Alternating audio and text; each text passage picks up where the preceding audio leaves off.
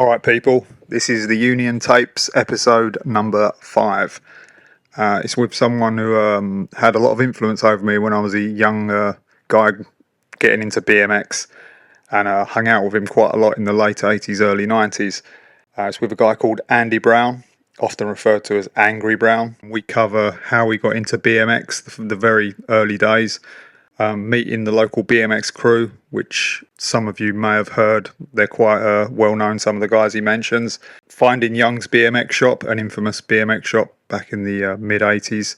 Early Southbank crew and riding there. Riding the BFA contests back in the day. Discovering Romford skatepark. Riding with the Meanwhile crew and relearning how to air. Scoring the cover of BMX Action bike in 1987. His iconic interview in BMX Action Bike / Rad magazine of the same year. Getting into street riding more seriously. Starting Evolution clothing in the dead days of BMX. How he got into comics and art. And also quite a bit about music. This guy was one of the pioneers of that era. And this is a pretty good one, I think. Enjoy.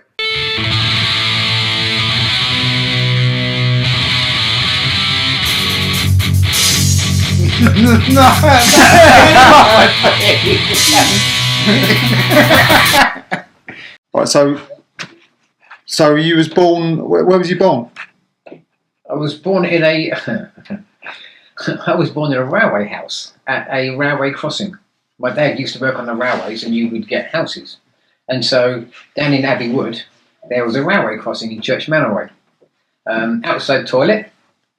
In the winter, that was great fun. But and I only ever remember that. But my mum said, "Like, don't be stupid. An indoor toilet as well." I don't remember it. I just remember the outdoors one. You know, I remember. Maybe she meant the bathroom. Well, you know, it's like it's got ice over it, and the first thing you do if you're a boy and you get to the toilet, you're going to try and pee through that ice, man. Yeah. I was like, "Yes, come on!" But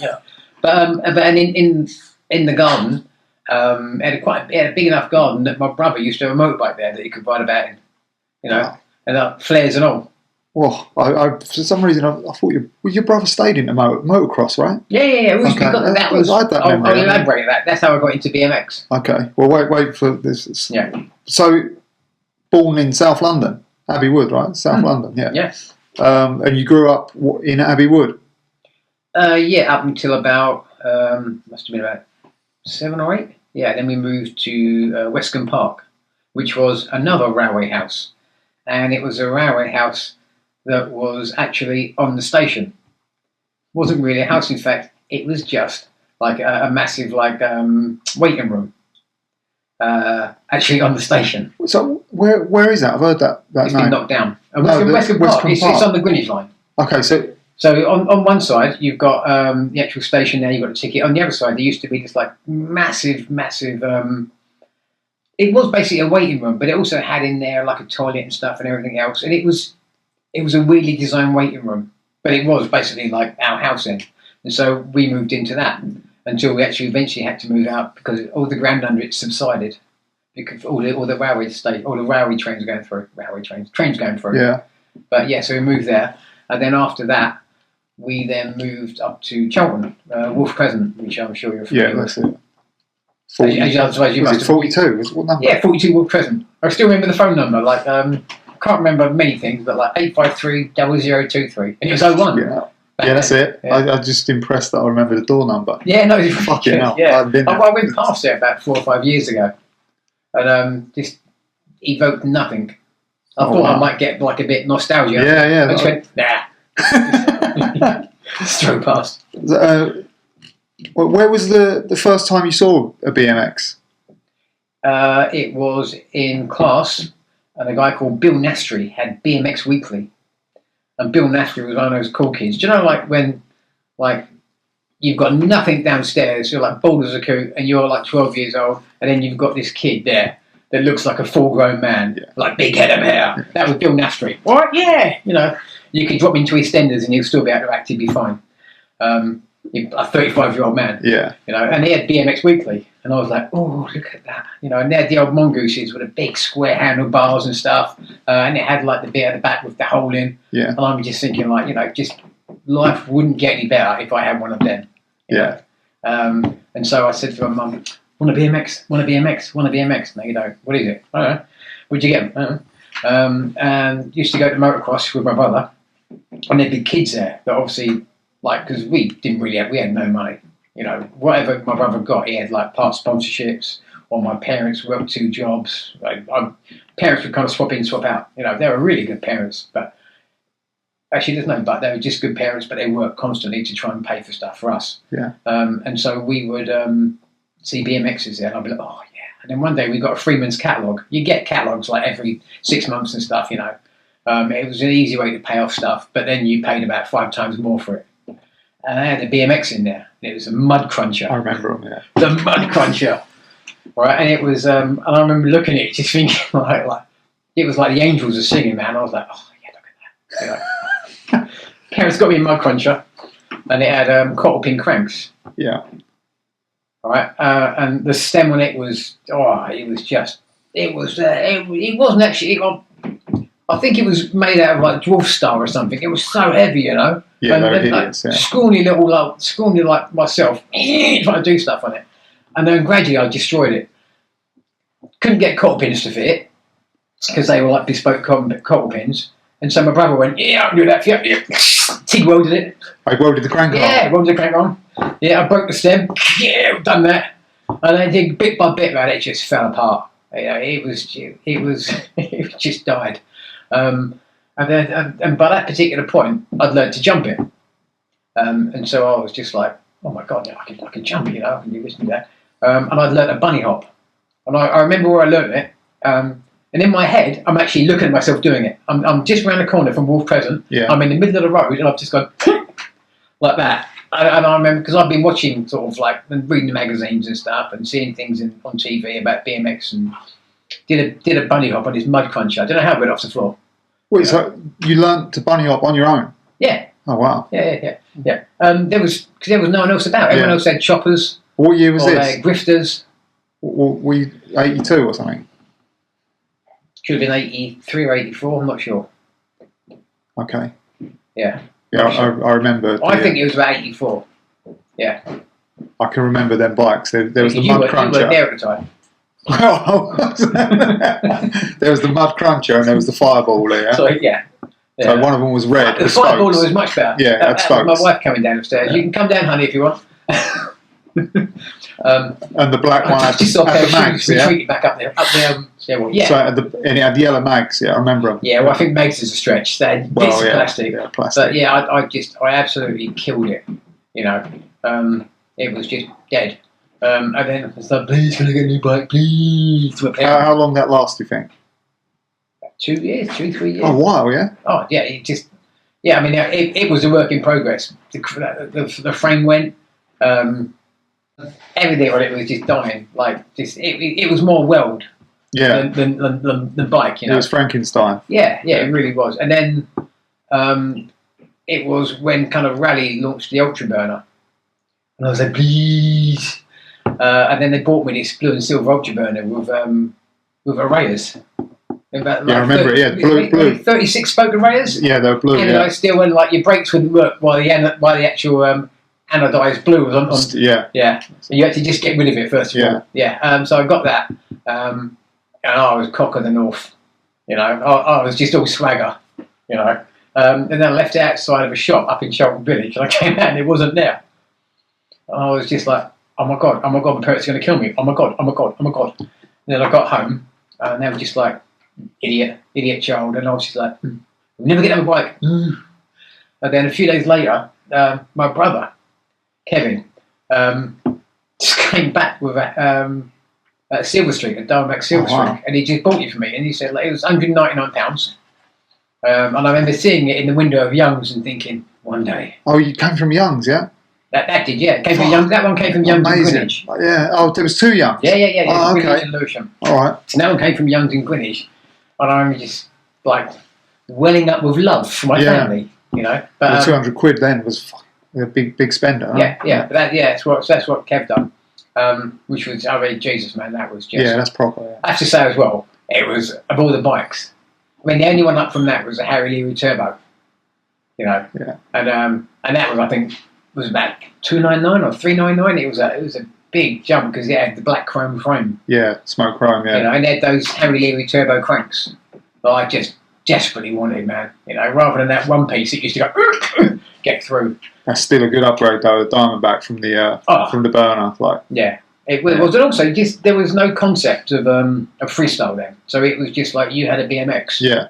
You know, and I didn't understand about low bottom brackets, didn't understand about the length for cranks, didn't understand about if you put your bars back, what it did to your riding or anything else. It was just I've got a cool BMX, you know, and it was just freaking awesome. Good. So, well, the first place you rode it would have been that track. Oh yeah. So Cheltenham Park and the one with the dodgy berm that Norman the lunatic used to go down. I can't believe I never went there. That's weird. Oh, well, you didn't miss much. Yeah, but you know, we used to frequent Yeah. And the first quarter pipe you ever rode then was the one that you made. You seen one before that? Yeah, no, it's the first one I ever rode. Okay. Yeah, it was in the back garden. It was so funny, man, because I actually had two of my friends standing behind it, holding it. Wolf Present? Yeah, in the garden at the back. So you had to. So we basically dug a bit of the actual dirt out. It was like a great big rockery. So if you came down too fast, you would fall off the rockery and go through the front room window. Yeah. I remember it. Yeah, I remember the setup. And so I just went, you know, and I wasn't getting out of it. Hooked the back wheel on it and pulled the back wheel off and stuff. But yeah, that was the first quarter pipe. And that was on your Diamondback? That one, it might have been the Ultra Burner. Yeah, I mean, there was especially sketchy tyres on it as well. Yeah, the blue tyres are those. Yeah, those weird tyres. So you never raced though? I I went to one race. It was in Buckmore Baps, at Buckmore Park. Yeah. And when my brother was a racer, he could kind of he saw a track and he saw the lines. I saw a track and I thought I could jump there. You know, and it was just there's a certain amount of just showing off. You know, if of course, yeah. It's when you're 12 years old or whatever as well. Yeah, even when you're 50. You know, and so I remember I was watching people like speed jump, and I was like, "Why are they doing that? They're going up, pushing down." You know, and I thought, I'll give that a go. Just woke up on the floor. My brother went, "Go up, go down, up, down," and I was like, and then I just wasn't wired to understand what was going on. And so everyone's like, riders ready, pedals ready. Everyone burst out the gate, and I kind of went, you know, I sashayed out, and I was like, okay, this isn't good. So I tried to catch up, and at the end of it, I 360'd over the tabletop. Oh yeah, because I was so. I mean, literally, they were waiting. I think they're waiting for me to start next race. That's pretty good. I was so far behind. I just 360'd over the tabletop. Yeah, that's a win as far as I'm concerned. Yeah. What was the first riders you met? Like that you'd consider like riders, not just kids with BMXs? There was a number of them that passed through the Cheltenham Park track. There was a real gunslinger mentality, you know, and they would turn up, look at you, you'd look at them, okay, I'm going to do this jump. And I mean, you look at it now, you go, pathetic. You should know me, you walk up and go, all right, you know. But back then, it was a real gunslinger mentality, and you would just sit there and watch someone ride, they'd ride. And there was this massive guy. He was another one of these kids that looked like he was 40 or 50, you know. And he was really good. And he just had one jump in him. It was like about 2 or 3, you know. So he did his run. I did mine. He did another one. I did next up, you know. And he was still doing his one, you know. And you get a number of them sort of pass through, but the biggest one was Paul Zach. Okay. Yeah, and obviously to a lesser degree, but still, you know, he did well. Paul Gerlach. Yeah. As well. So you knew them from the track? Yeah, in Cheltenham. Oh, wow. He used to live just up the road from me. I remember them, yeah. Yeah, I mean, I was such a nightmare, they'd often try and avoid me. I didn't know that you'd known them that from their early days. Yeah, I remember something there with that I meant to tell you as well. Do you remember Z-Rims? Yeah. Paul's like, we all had Z-Rims, and we were just like, yes. You know, they flex and they go back. And we would spend the afternoon boing, boing, and Paul's like, we were in this like swimming pool in, there's a, with Cheltenham Lino, there's a park next to him. Paul Zach goes, what was this? He jumps up, he lands, and the wall goes, boink, and snaps and bends right round. The actual Z-Rim completely shattered, yeah. And he was like, had to carry his bike home. Was it cold? No, it was in summer. It was in summer. I was going to say maybe it was the temperature. It just made me laugh. I just thought we never. I must tell you about that. Fuck, I've never seen a pair break. Yeah, and after that, I got a rails back. I've seen them all bend. Yeah. No, they were just they cracked and stuff, but they were just like it was a mangled. Yeah. And you could see all the stretch fractures on it and everything. I remember people flexing their wheels and just getting punctures. Yeah. Because the spokes come through. Yeah. All right. What was the first BMX event that you ever went to? I think it was the race track where I decided that wasn't for me. So the racing. But what about like a freestyle event? It was a BFA one, actually. Because Paul Zag, I was basically, I was so clueless, and I never paid attention to anything that was going on. And I was washed along initially with Paul Zag. Paul Zag had an idea of where he was going. We're going to competition this weekend. And what do I need to take? Do I need my pants? You know, I was clueless. And so I would turn up to a lot of these BMX competitions, and we're exactly networking, and I'd just be going, la la la la la, and just trying to ride about and do tricks. But the first one, I think it was a BFA comp. I think it might have been in Woking. And I remember just thinking, these are my people with their disco pants on and their pads. You know, I was just like, this is it, man. This is real life. I might have been at that one, actually. Yeah, it was. I went to two in Woking, yeah. Yeah, and it smelled like ice skating. You know, it smelled official. Yeah. You know, like grown-ups there with judges with their clipboards and stuff, and, you know, men with sideburns as the RAD lot would always bang on. Yeah, I remember, yeah. Yeah, but it just felt right, you know. But that was early. That was before people started kind of bringing that stuff up, wasn't it? Yeah, so, people like Simon Kefford were there. Yeah. I think actually Kefford is, I think, from Woking. So yeah. I've actually spoken to him about 10 years ago. Simon Kefford. Yeah, I met him like longer than that, but a long time ago. He was nice. He was at he was always solid. But he was at a place that we used to go and ride every week, and he just started riding again. Really? Yeah, this was a while back though. Yeah, he was fucking cool because I remembered him from the 80s. Yeah, because I think it was him. It might have been Irwin as well, Andy Irwin. It was a lot of the people at the time that the big names. Yeah, you basically you had their posters on your wall. Yeah. You know, continue touch them. Neil Ruffle. No, Neil didn't come in until much later. Oh, so this is like before Neil. So Craig. This is my. I don't think Craig was it. This is way back. Craig, this is my first ever competition, and it was way back, and so I knew no one, and no one knew who I was, and it was just Paul Zach, just basically on his meteoric rise. He was well, he knew what. Yeah, he was into it, wasn't he? He was into it. He just had a brain. So was he on Rally at this point? He wasn't even sponsored. No. Okay. That was price. That was quite early as well, wasn't it? It was, because Rally was very early. Yeah. Yeah, no, it was just lots of big names there, great vibe, and it was. I mean, if you're a little kid, you just think this is everything you want. Yeah. You don't remember who else was there? Like who would have been the big name pro then? Terry Jenkins or something? Or no. I was thinking about it. Terry was a funny one, wasn't he? Because he kind of Chris Young. Yes, Chris Young, Billy Stupple. Stupple was one, yeah. I remember Paul was so desperate to basically meet lots of these people. He found out where Billy Stupple lived, and we went and rode outside of his house. Because he lived over your side, though, didn't he? Yeah, Bexley Heathway. And we were outside of his house in the road. Oh! What are we doing here? Well, just two of you? Or was Gerlach on that one? Well. Yeah, Gerlach as well. Later on, let me tell you about when Gerlach crashed his car. Yeah. That's brilliant. It was savage. So, who were the big names like after, like in that period of time? Who would you have said was the big UK names, like who was in the mags and stuff? Chris Young and stuff. Yeah, because it was at Kellogg's, very very Kellogg's, and it was at the time when Bob Harrow rocked up at the NEC. Yeah, and I obviously at that age I didn't get up there, but I remember just seeing images. So that's 83 when Bob Harrow at NEC. With this quarter bob. Yeah, that's it. And Harrow, just like a grown-ass man with big fuzzy black hair, riding a BMX. He's like, yeah, this is where I want to go. That's the way you go. Yeah. You see that on TV? Yeah. Yeah, same, yeah. Yeah. The demo.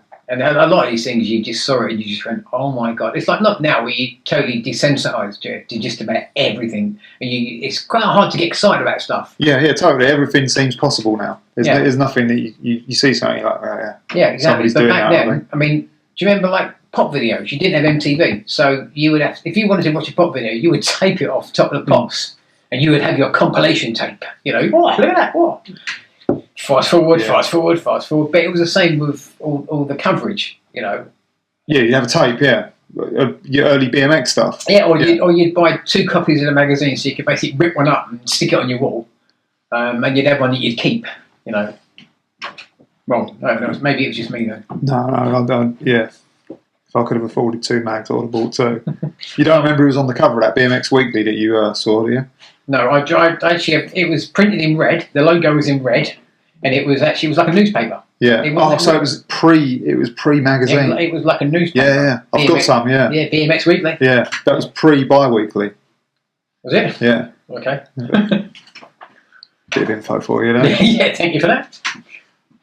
So, you was riding the track and just flatland, I take it, at this point in time? Yeah. Anywhere, basically, we would... Locally? Yeah, there was this thing down in Thamesmead. I'm sure you've been there. Yeah, you took me, yeah. Right, and they all went, there's a ramp down in Thamesmead. Right, and it took us about 3 hours to get down there or whatever, you know, BMXing down there. Got down there and it was about that tall, transition like that, and you go... The concrete thing? Yeah. And it was really hard, but when you're on the way down there, everyone said to you, oh, it's like, you know, it's a proper quarter pipe. But now you get down there, no, it's not. You know, it was just basically you would try and find somewhere to ride. There's also the co-op late at night when parks would shut. Where we used to ride with Zach there, right over here was like a co-op, so you could ride your bike on the flatland there, and it was ridiculous trying to ride flatland there because all the paving stones were crooked and busted and stuff and everything else. And you'd ride there, and then you'd go and get a drink or go and buy some chocolate or something, and it was always close. It was closer to both Paul's houses, and so I had to go and knock for him, like, come on, do you want to go ride? And then we'd go down there and ride. So they lived in Charlton as well, or they lived? Oh, they lived in Charlton. Yeah, oh, they lived quite close to each other. I remember they lived. I remember we went there once, but I can't remember where it was compared to where you lived. Yeah. I thought it was like the next town or something. But it was about 10-minute journey. Yeah. Or cycle. Yeah. You know. And then you ended up starting to go Rom. Right. Was you local there? Was we Rom? Did you used to go there quite a bit? Oh God, yeah, every Sunday. Yeah. Okay, so I've seen photos of you here at Rom. Oh yes, standing there. Yeah. That's what I did. I was basically like, if ever there's anything going on, I was in the background. You'd always see me in the background. Yeah, that was Rom. Man was the best. So Paul Zach was the instigator of going Rom. Yeah. Always. Paul Zach was. I'd love to say actually I knew about it. I read about it. No, didn't. It was Zach. You know, but it was. He was a social animal. He could talk to people. Whereas I just kind of grunt at them and be angry. But Rom was just awesome, man. You get there just before it opens at 10 o'clock. I think it was 10 o'clock. Yeah, that's it. Yeah. And they'd have like, and the owner would just sort of stare at you like you were a freak. You know, everyone on the way down there would stare at you like you're a freak because it was in Romford. You know, you're grown-ass men riding BMXs, even though we were about 12 or something. Yeah. You should be out getting someone pregnant. Yeah. And then you had arcade games there. You had pot noodles, man. Yeah, tea, coffee. It was just freaking awesome. Tron Deadly Discs. Yeah. But it was the first place I actually thought, oh, this is quite interesting. Remember Biff? Yeah. Yeah, Biff was down there. You had Marco Lara. I remember watching Billy Stapple down there and just going, Jesus Christ. You know, he would just hang big old bone airs just in the performance bowl. Then you had the pool. God, I hated that. I mean, I tried to ride it once, like it was an undervert ramp. Yeah. I nearly landed back at the start. You know, I was just... Yeah, that thing's deadly. Yeah, it's only really Zach Shaw that I've seen. I mean, Biff rode it well. Zach shredded it. Yeah. You know, Zach was just Jesus, man. Yeah, still, yeah. Yeah. And then you had the Clover, which was, I mean, a lot of these things, people sort of kind of poo-poo. But for me back then, it was just immense, man. You could go from one part of the Clover to the other you know, and you can practice just like drop-ins and just like step-throughs and stuff and foot plants. And it made you feel like you were in a magazine. Yeah. You know? That's what I was going to say. It's not, you're looking at stuff from American magazines, and then you've got to sort of bring it home, and then you've got ROM, haven't you? Yeah. Which is like grey, very often dark. But but in your own mind, that was awesome. That was where you was going, you know? If ever a skate park will personify the area, Ron personified Romford. Yeah, totally, you know? But yeah, it was awesome. It was just I never liked performance. All I'd ever use it for performance for was just jumping out of it. You know, but there was the concrete half pipe was also good, just to bang through and try and jump out and get as high as you can. Yeah. At the other end of it, I remember saw one kid flying out, landed, and just fell straight into the clover. Yeah, straight into the clover. Yeah, I see that as well. I mean, then and as usual, you just went, no. There's a kid buckled up and stuff. I was there once, and some kid split his head doing that. Yeah. The amount of times I knocked myself out there, and the moguls. I actually love the moguls. You know, because the nature of them, just like eggshell boxes, you could just bounce in and out of them and stuff, and it was just awesome. And then you'd have days. It was really weird. No one would actually start it, but everyone would follow through the moguls. You know, and it was like like Pied Piper or whatever, and it was just really, really good. And you did feel like you were one of the Americans. Yeah, that's what I mean. Yeah. You had your own version of what was going on. You could directly correlate that in that mag to this at home. Yeah, and it's quite a stark contrast to just everyday life that just felt that you go. I mean, when you're growing up, everything is horrible, and you're just a moody little swine. You know, no one understands you. First person who had gone through it. But when you had something like Rom, you know, it was awesome. There's also that horrendous song. Do you know BMX Boys? Yeah. Have you seen the video? Yeah, I've seen it. He's in the performance bowl, isn't he? Yeah. And he's pixie boots. Yeah. I showed it to my wife, and she was just like, yeah. It's like, yeah, that damned us. Yeah. That only came out like that footage only came out recent. That was not seen before, I don't think. Was it? Yeah. The minute I saw that, I realised what he was trying to do. He was trying to be Brian Wilson from the Beach Boys. Yeah. I read an interview with him, and he says he's trying. Did he? That's what he not that exact person, but he said the song was trying to be the Beach Boys. So, mate, you got that one wrong, because he sounded like was it Squeeze? No, Squeeze. Freeze, AIOU, really high pitched voice. Yeah. It's like, you are not Brian Wilson, mate. Man, that was awful. That damned us. That fucked us. Yeah, that was 25 years. You think a direct correlation between that and Adu decking someone? Yeah. Shout out BMX Boys. Or just riding ROM in general, and that it doesn't go together, does it? Like, no. At the same time, must have been 85, 86. Do you remember? Was he the guy doing backflips on the ramp? Jose Yanez. Yeah. I only remembered that the other day. Yeah. Oh yeah, someone doing backflips, and that was years and years before. That was he was doing flips in '85, but he made the cover in '86. Yeah, but there is. I think in the film RAD where they had that death trap. Yeah, that's it. Trap. Yeah, I watched that recently. I'll say watched. Fast forward, turn off. Yeah, that's not great, man. No, and Nicole Kidman in BMX Bandits. Yeah, that's it. Nicole Kidman. First film. Yeah, one of your lot.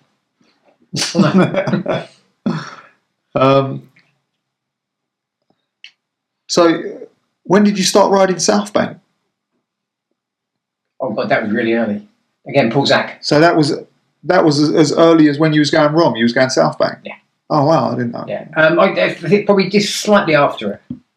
But yeah, up there the Wednesday night. Man, you were not liked by the skaters. But these were old school skaters, and we were irritating little knobs. You know, because the skaters are used to having the free reign of it. And now they were grown ass men. Then you have these little knobs turning up, trying to do jumps or things that haven't really got any transitions, you know. But it kind of settled down where you suddenly, with flatland, kind of came in properly, and you start doing flatland up there. Being myself, Gerlach, and Zach. And it really blossomed, man. There was a lot of people up there. I remember Wednesday nights turned into a bit of a meeting point, but that was later on. Like, you guys obviously was early. Oh, yeah. So Adu, was he riding there at that point? I think that's where I met Adu, actually. Yeah, I'm sure it's where I actually met Adu. He came in at one point. It's quite hard to remember because it all kind of munges together. But I'm quite certain that's where I met Adu. And as you know, Adu knew everyone. Yeah. And he got on with everyone as well. So he was like a really good bridge between us and the skaters. Yeah, that's right, yeah. I remember Chris Laney. Laney? Yeah, I've seen it. I know that name, but I don't know him, yeah. Yeah, really nice guy. Really nice guy. He was one of those people that was just forever smiling. Where was he from? Someone stole my bike. But I can't remember where he's from. But I remember, I spoke to him a little while ago about Casey Jones. We used to go afterwards. We used to go to Casey Jones in Waterloo and get rank old burgers that I loved. It was like the size of like. I remember Casey Jones. I wasn't sure because I was smaller, but it's just like young memories. But it was massive burgers, and we'd sit there chewing the fat, and I'd get about 10:30, and then be told, "Why are you so late? You got school tomorrow." Mm-hmm. I don't care about school. Yeah. And so there was a lot of people there towards the end. Well, towards the end would have been like 80, 88, 89, wouldn't it? Well, the end, what I'd consider the end. Yeah, and it was also because just a lot of things happened at the time where you were getting security guards around there. You would get a constant influx of rude boys as well. It all became a bit of a joke. At Southbank towards the end. Just became too much grief to actually bother going. Yeah, just prior to sort of just kind of drifting off from there, it was still reasonable, but there was never really anyone up there. You'd turn up and there'd be like the occasional skater and stuff. I mean, like sort of an old friend, Mark Murphy, would be up there, and then you'd have John Aston, who I'm still in contact with, and John used to hang about with, who is he? Oh, I can't remember. He's a well-renowned skater. And he knows Hawk and that lot as well. And he's like a groundsman now, I think, from West End. Shane O'Brien. Yeah. So he mates with Shane O'Brien still. I talked to John a couple of weeks ago. He rang me Saturday. I haven't called him back yet. But I'll meet him up there as well. And that was, it was kind of, when they turned up, they became more the next generation, and we kind of drifted off a bit. Yeah. BMXers. All right. Youngs, you touched on it earlier. What was how did you end up knowing, like, when did you first go to the Lewisham Youngs? How did you know those guys so well, or get to know them so well? Somewhere in dim and distant past. I remember going to Youngs in Greenwich and then not having something. We've got them over at the Lewisham store. Where's that? Lee High Road. Oh. As a kid, you don't know an A to Z. Yeah. You just set off blindly. You turn up. You've actually gone to West London rather than South London. Anyway, went over there. Oh, which is quite good. And also it being situated in Lewisham, I've actually missed a massive part out actually about the past, my BMX past, which was Blackheath Dips. I thought you was going to bring that up. Yeah. Yeah, and so.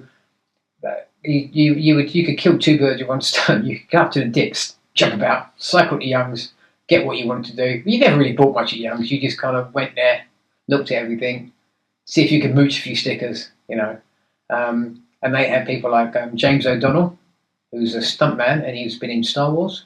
Oh yeah. Yeah, he's James Bond. Do you know the one where James Bond goes up? He ends up where he's in Scotland, and he ends up having got a shotgun and stuff, and then dies. I don't even know James Bond, yeah.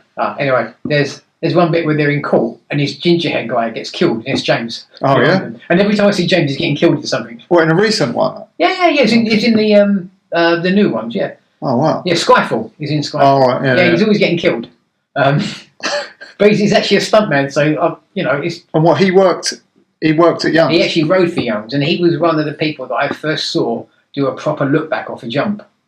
And he was like, it's like when you're a kid. He was at Blackheath Dips, and he did his look back, landed it, rode around, and went, yeah. And I was like, to be like him. But yeah, James is a good guy.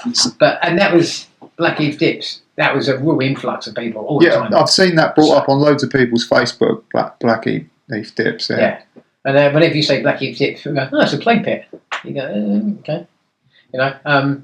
But I wanted to jump up there, and as I landed, a no-hander, grabbed my handlebars, got my finger caught in the in the brakes, and it tore a big lump out of my finger. Yeah. Sort of going home like you do. But yeah, and so that we'd go over to Young's, and then you would just try to get their attention. Like it's like a cat, you keep walking in front of you, and I'd be out front doing tricks, and trying to get their attention. And in the end, Steve Young, and his wife Karina.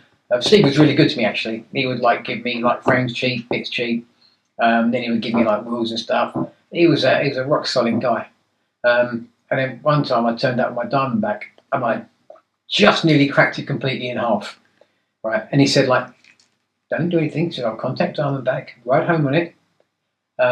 We'll bring it back and then we'll change it over. He was a very very calm guy, Steve. Yeah.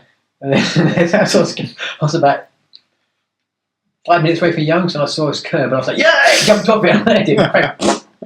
Then I had to go back and go, Steve, my friend's. He was like, oh, you could just see it in his face. But he got me a new frame off Diamondback. Well, you got another Diamondback? Hey, just a frame. Oh, yeah. Yeah, but a Diamondback one. Yeah. Okay. It was another Silver Street. He was a good guy. That's and he would flow stuff and I would wear Young shirts and give out Young stickers whenever I could. Yeah, I remember you being closely linked with Youngs all the time. Yeah. Yeah, they were rock solid. So what about Barry? What was it? Yeah, Barry was really good as well. What was it? Was he one of? He was a manager. Okay, so I remember him. Yeah, he had a son, Jamie, and Jamie was a racer. And I'm not entirely convinced that Jamie's heart was really in it because you'd watch him race and he'd be like, he was like me at Buckmore Park. Yeah, except without a jump at the end of it. He was really cool. Barry would always flow me stuff. And there was another guy there. Really bad. I can't remember his name. He was this big rockabilly. He looked like Johnny Bravo. He was like, hoo-ha.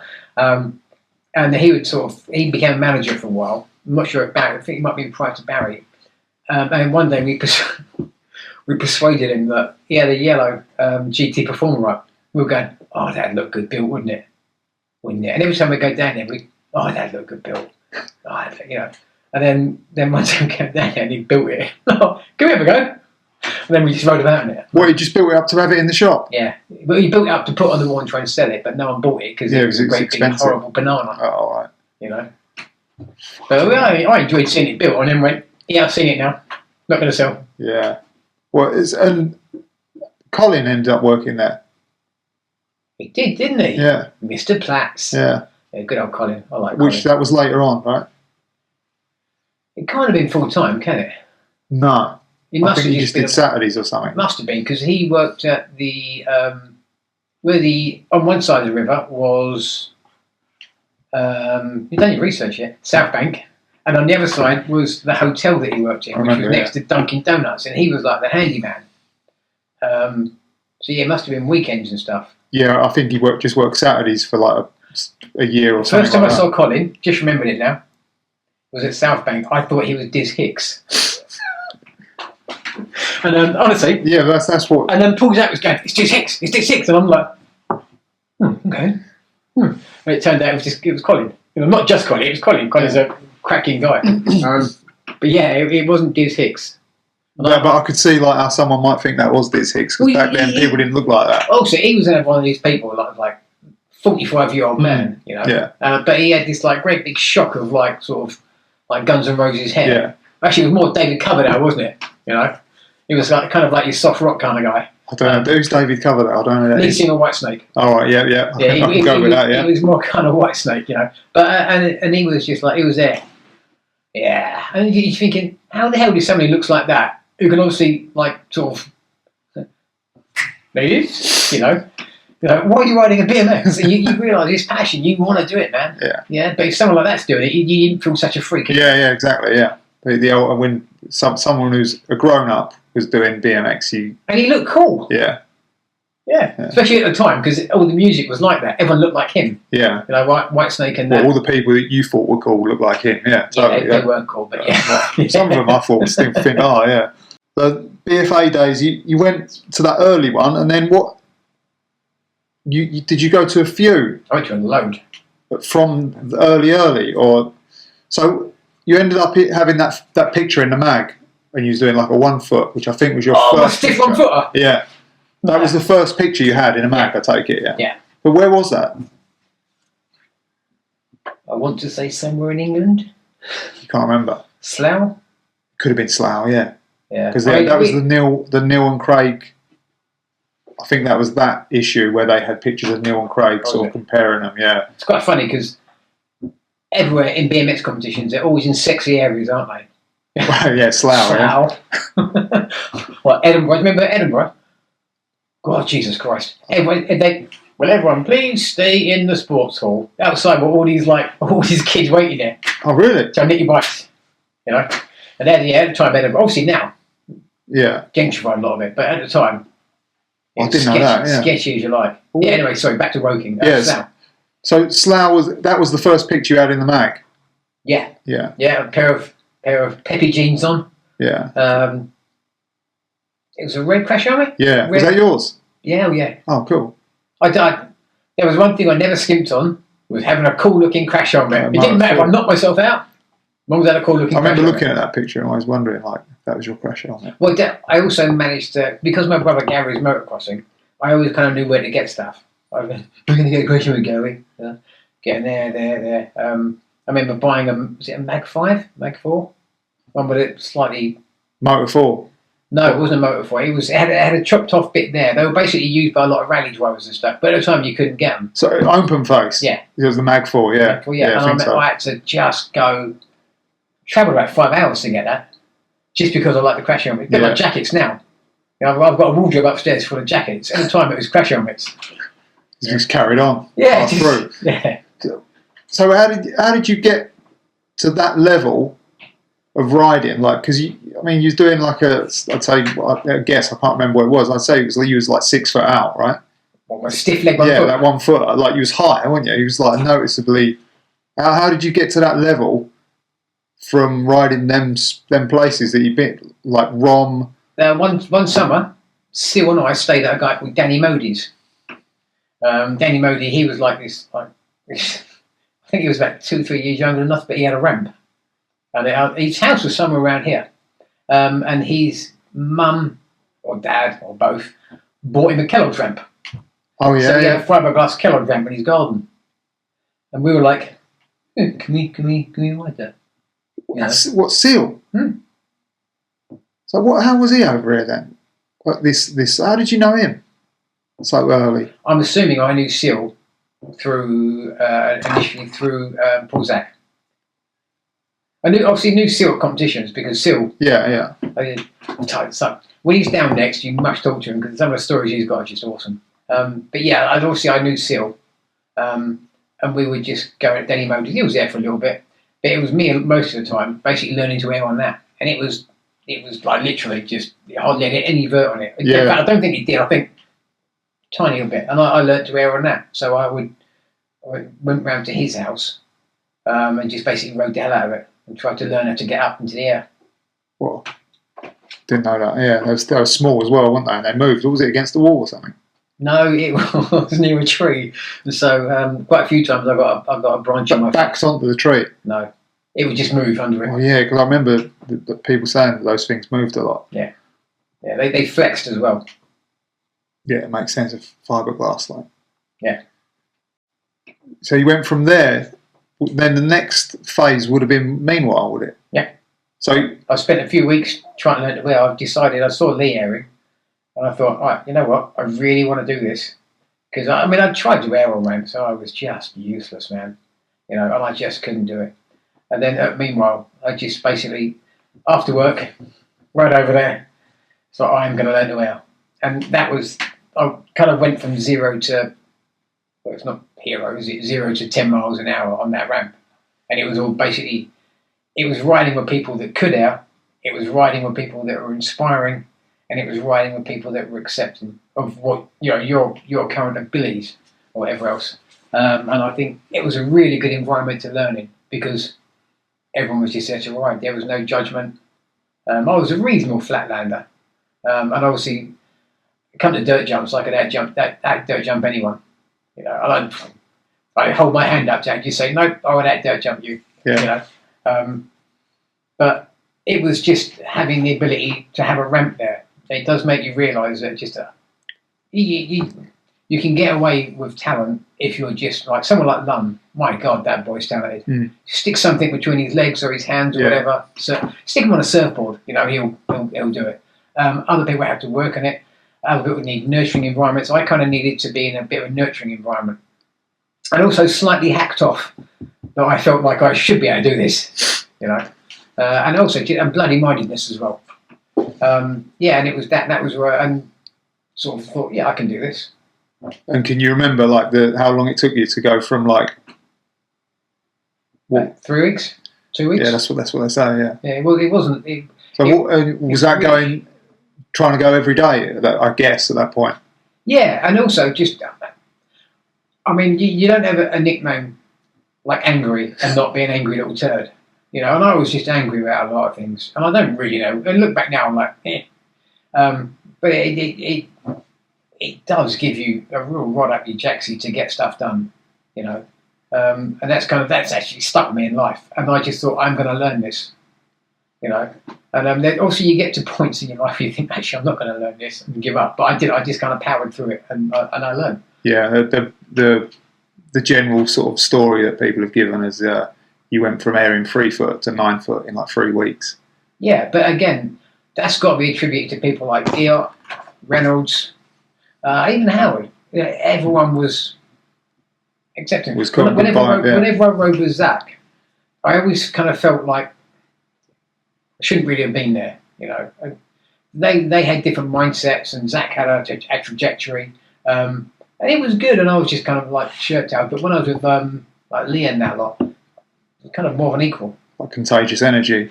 Yeah, it is, and it's and also you're learning in an environment where it's conducive to learn, you know, and no one's basically scowling at you, and you're not dealing with bullshit, and you know, and it just went up. Yeah, that's nice. That's what everyone's trying to. Well, most people are trying to sort of achieve now. You know, it's just to feed off of the good stuff that's coming off of someone else. That particular part of my riding life was actually, I know it's obviously trite, but that was one of the highlights, and it was. I don't think back to it, and I don't have any striking memories. There probably are loads, but I don't. I just think, like, wow, that was a. That's cool, that. Yeah. But also, I forgot to mention also someone else who was around a lot and who would know loads of stories, which is Wayne Ryder. Because Wayne and like Dave Slade and Povar, who seem to have forgot me in his podcast. He was at my house every other week. He lived there. My mum knew his name. He mentions that in our interview. No, it's quite funny. No, it's all right. Well, John just got the same memory that I've got. Yeah. Whereas I was up thinking about this last night. Like, John, there's a bird. Huh, what? Yeah. You know, it's got like, he hasn't got much like memory. Yeah. So I've kind of forgot where I was because I distracted myself again. All right, no worries. We was at Meanwhile, but you just kind of capped that anyway. Did you ride in any of the whole shot contests? Yes. Oh, that's a brilliant picture of me in the background again, right? I've got it, yeah. Picture. I know it, Eddie Roman. What? One more like that. Yeah, Eddie Roman's got the trophy. Yeah. And I've got my green jacket on that I got from Freeman's catalogue, right? And you're just looking down on the... I mean, what am I thinking of? Well, like, it's 50 pence on the floor or something. I went to that one when I was useless. Did you rode that one? Yeah, I'm going to say road. So that was the McCoy one. Yeah, that was the Dennis McCoy one. I mean, you see someone like McCoy, and you just go, Jesus Christ. Yeah. You know. And then you had Biff doing a pop out onto the balcony. That was the year before. So you was there for that one as well, yeah. There was actually that one with the green jacket. My mum and my sister-in-law, Deb, or was it Jackie? I think it was Jackie, actually. Ferried 13 of myself and my friends from South East London over to the Sobo Centre in cars. And that night before, everyone was strapped up on the floors around the house. You know, my mum got up in the morning, like tiptoeing around people. You know, my mum was just, I don't know how she did it. She was a saint. That's fucking cool, that though, isn't it? Yeah, but that one. What else was there? I mean, I remember watching Eddie Roman and just thinking, normal rider, nice guy, normal rider. Was that one with Laidlaw? Yeah. Yeah. Jesus, That was when he just used to go so high. That was when everyone was laughing at the bike. Like, oh, look at his DP, his green DP. The thing is, with DP, you rode it on a ramp, it was alright. Well, fucking was alright when he rode it on that ramp. Honestly, I Laidlaw, I watched one, I was like, oh Christ. Well, that was your group, was it? Yeah. Oh, okay. Yeah, and I couldn't even hear it, so I was like, oh, a bit spazzy, you know. Yeah. Sorry, oh God, that's a bad word. Yeah, no, I remember, like, me and Gary McCallion, we stood together and he came out on that green bike and we were like, yeah, nice bike, mate. I'd seen him at some BFA comps, so I know what we had no idea, like, oh yeah, nice one. And then just like, wow. He was, all right, yeah. I saw him ride on his home ramp in Newcastle once. I don't know what I was up there for. And he just went boing, boing. Yeah. And I was just like, Jesus Christ. I mean, if he'd have just stuck some style in there, he could have been a world beater, man. Well, he did no hands and stuff. He did get really good, yeah. Yeah. But again, it's just a lot of it is just it's just having that chance just to make a jump, being seen. But he was really good because him and Dave Young used to hang back together. Like Dave Young's hair used to scare me rigid, and I dare say mine scared him. But he would come down so bio, you know. He still rides, Dave Young. I did. Well, and Stephen Laidlaw still rides. Yeah, well, yeah. I think I'm actually friends with both of them on Facebook. Yeah. I think I've talked to a lady. I remember. Yeah. Yeah. But yeah, nice. they did. So you didn't? Was you at the one after that? The one with a half pipe? I did a no-handed fakie, one that Wilkerson was at. Yeah. And Wilkerson ripped it off. So that was 85. Okay. Was it 85? That Wilkerson was at the last one. Was he? And he was at the 85 one. Was he? Yeah. So maybe he was at the last one that, because he wasn't doing no-handed fakies at that point. The day before, obviously... The last one was they had the skating. I think so. It all kind of blows in at one at some point. But I did a no-handed fakie. I learned it the day before. I remember Paul Jack going, God, do that whole shot. And I was like, okay then. And then the next thing you see is Wilkerson's doing them. But that said though, he did do them well. Yeah. It's like, his arms are stretched up to the sky and stuff. But apparently he was, he did that quite a lot. Basically see tricks, then mine. He never claimed it was his. Yeah. But yeah. You didn't place at that one, no? Oh God, no. Oh. I was lucky if I wouldn't have been like seen to the door, shown out. I can't remember what was. I a lot of these competitions things. I shouldn't have done competitions. I just my anxiety would take over. I didn't realise actually up until sort of the last 10 years or so that my anger stems from anxiety. And just it takes someone to actually tell you that, and you go, yeah, of course it does. And I used to be so anxious in competitions, and so I would always basically make mistakes. And if I got relaxed, I fell on my face like I did in the World Championship. I did just a tiny let there. I was so relaxed, I hooked the front wheeler. What one was it? Where was that? It was a Wells one where I did the Tizer Wells. And I Manchester. It was one. Must have been up in Scotland, the very final one. It's up on YouTube, I think. Oh, all right. Yeah, I'll get to that in a bit. Yeah. Yeah. Yeah. So I remember. Yeah, I remember. I've watched it. Yeah, I mean, the last full couple on. of years. If I'm relaxed, I'm useless. So I have to function somewhere in between. That was quite. You did. The rest of the run was good though, wasn't it? Up until I smacked my head. Yeah. So BMX was on the decline then. Skating started sort of gaining popularity. What did you make of that? Like when it started, sort of. Oh, I did. I expected it. I mean, skating's always cool. If you want to be cool, you don't ride a BMX. And also there was at the time there was always, even from the early days, there was a brotherhood in skating that you just didn't seem to have in BMX. It wasn't accepted as being cool, and that song didn't do us any favours. No. And also we had RED. I saw what they were trying to do. They were trying to give BMX its own identity. I saw that with the all Life's a Beach stuff, and then you had someone selling a picture of Miles Davis with freedom underneath it. And to a fair degree, a lot of people bought into that. But it just felt like we were just trying to be subpar skaters. And so when it kind of...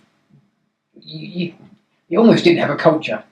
And so you can kind of see where people drift from it. If there's nothing binding you to it, you can see where people drift.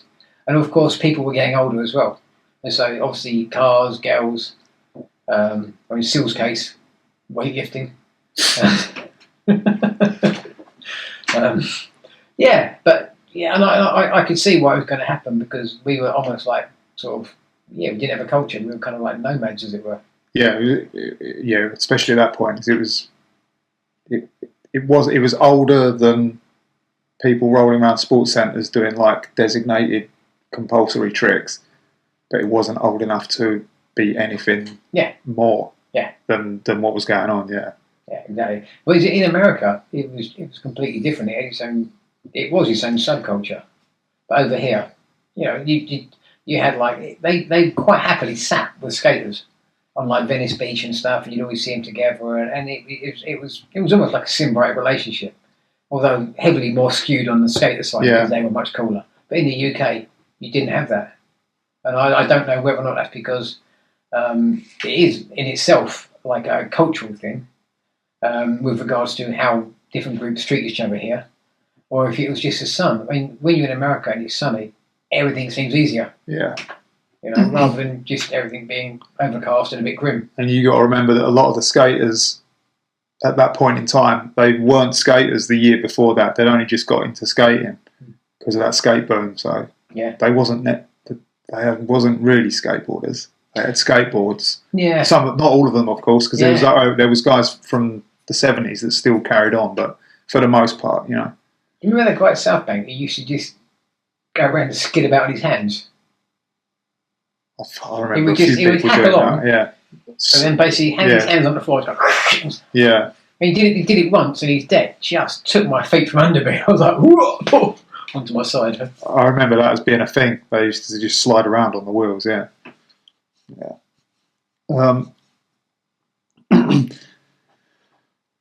So was you at Chingford the day that the freestyling guys turned up? No. Yes, I was. Windy Osborne and I was. And I had a busted collarbone. It was what's his name was there? I think it was Spike John's there. Might have been. Windy Osborne was there, definitely. I saw Spike John's once in America, and was it Windy? Yeah, she was 100% there. Freestyling were there because my pictures. I've got a picture of like a dodgy beard. In the mag. Yeah. But you've got pictures riding the quarter pipe though. But maybe that was a different time. Must have been. Yeah. Because I've been freestyling were there. I was busted up. Okay. So they also went Southbank. Did you see them at Southbank? No. Okay. No. I believe Zach knew they were there. I wasn't a horrible little screw, but no, actually I wasn't that bad. But Paul was very driven. He was in it, yeah. He knew what he wanted, knew where he was going. Him and Gerlach, and just how it was. Yeah, that's cool. If that's what I want to do, like. Yeah. How did you guys end up getting into like all that good music that is still sort of considered good music now? Like for me, like I first heard of all them good bands, like the thrash bands and the punk bands and stuff, through you guys. And I don't know how. No one seems to know where it came from. I was always massively into music. My parents, not so much. My dad liked Johnny Cash, which was pretty cool, and then the rest of it was all like Mickey and Griff and country and western and stuff. And I was just like, okay, Frank Ifield, Benny Hill songs, But my sister had just exquisite taste in music, and so I used to nick all of her music, and so. Like Beatles and just everything else, and then I would get music magazines, see what was coming out. Eventually, it sort of I can't remember what the first metal band I saw. I remember thinking, "Oh my god, Anthrax! Must get some of this," And it was just I used to get loads of music. I used to go up to Shades in Soho. That's it, yeah. And it's just that one, and also Tower Records, which oh my god, that was a mecca. It was huge. You go in there. And then you think, oh, should I take a punt on this? It's like tenner. Yeah, looking at the cover, buying off the cover. Covers, man. Covers. Yeah. And then you buy it and you get it and you go, oh, Jesus Christ, it's rough as you like. But it was that, and I remember someone gave me a load of Iron Maiden tapes. All right. God, they're still good. That was a change in, yeah. Yeah. But and it was, so when you were riding, I think the first competition we went to, someone rode something really fast. And I was thinking, that's all right. So obviously I think I was actually directly influenced through that as well. But I always had an interest in music. When remember one competition, they had no music there, and they had about 4 Dead Kennedy tracks, and one of them was too drunk to, and they just kept playing it again. And you see like the guy sitting there marking too drunk to, and he's an old man doing it. It was surreal. But yeah, so I think actually I was influenced actually by the music from the competitions, and just basically went out from there. Yeah, it weren't Motorhead, was it? That song you were thinking of that someone used? No, it was Dead Kennedys, and it was the fast. Oh, it might have been. Yeah, because I remember someone. That's quite melodic. That's not thrash, And then I remember listening to like Sepulchre and stuff like that towards the end, and going, I can't hear him singing. What's he grunting for? But it was like, and also every time you rode, if you got it right, you could be at the ramp when it kind of went up. I remember like riding to Prince, Let's Go Crazy. I remember Gary Forsyth always used to ride to Prince. Yeah, that's right. Yeah, I remember that. Yeah. Also, sorry, just as a catch-all, people like Forsyth, not so much, but just unofficial photographers, they have documented the hell out of those times. Yeah. And they put those images up and share them. And you think of all these people, if they didn't have the cameras on them, Donovan Pennant, like Forsyth, Scott McDonald, I think, took quite a few pictures as well. Noble's got quite but he was obviously he was doing it for a reason. He was a vested interest, but you had people that were just basically documenting the hell out of it. I mean, that's a big deal, man. And whenever Forsyth, you mention something, you go, hang on a minute. There's a picture, and up onto Facebook, there's a new picture. And you'll just basically spring something up in his mind. And especially being, I know he's probably a bit older than you as well, but he's like still young, isn't it? So probably you're talking about 16 or 17. He probably was when he was taking their photos. When we were in America, Forsyth left his camera there one day and sealed this massive turtle. So we took a few pictures of. I've heard this story before. And then Mark Noble asked what those pictures were about. Because I think Gary just sent him the reel of film. Sorry. So anyway, anyway, thanks for getting me into that music anyway. Because I still love that shit. Yeah. Sorry about the turn thing at the end. No, that's all good. And then comics, where did that come from? I remember you it's funny that you mentioned like, oh, that guy's an adult and he still likes riding BMX. And I always thought this guy is an adult to me, and he likes comics and BMX and good music. But the comics thing was really like comics. Like you were the first person I knew who bought comics who was like of adult age. So yeah, I wonder where did that just carried on through childhood? I've just got onto that actually. Always. My earliest memory of buying a comic was I was going around. I bought a Hulk comic purely because on the back of it, they were English reprints, so you didn't get them in a slightly small size. It was just like raw, And on the back of it was a Hulk mask because it was cardboard. So I cut the Hulk mask out, put it on my face, went to see my friend David Mitchell. I must have been at 6, and I was led around the street. And I was like, rah! I knocked to the door, and his big brother answered, and I was like, rah! David, someone for you. And it was. My dad always had a science fiction book in his hand or a fantasy book. My dad did always, without fail. Because he was a train driver. He would sit down, wait for things, always have a book, always bent the spine back. Oh my God, you used to wind me up. But, and there were always comics knocking about that people would give our family, and they were like battle and stuff and whatnot. And a lot of these things, they were written by these grown-ass men who weren't writing science fiction, but were clearly very intelligent. And so you had these high concepts of like multiverse and stuff and everything else. I mean, I'm reading about the multiverse when I'm about 7. Oh, my head hurts.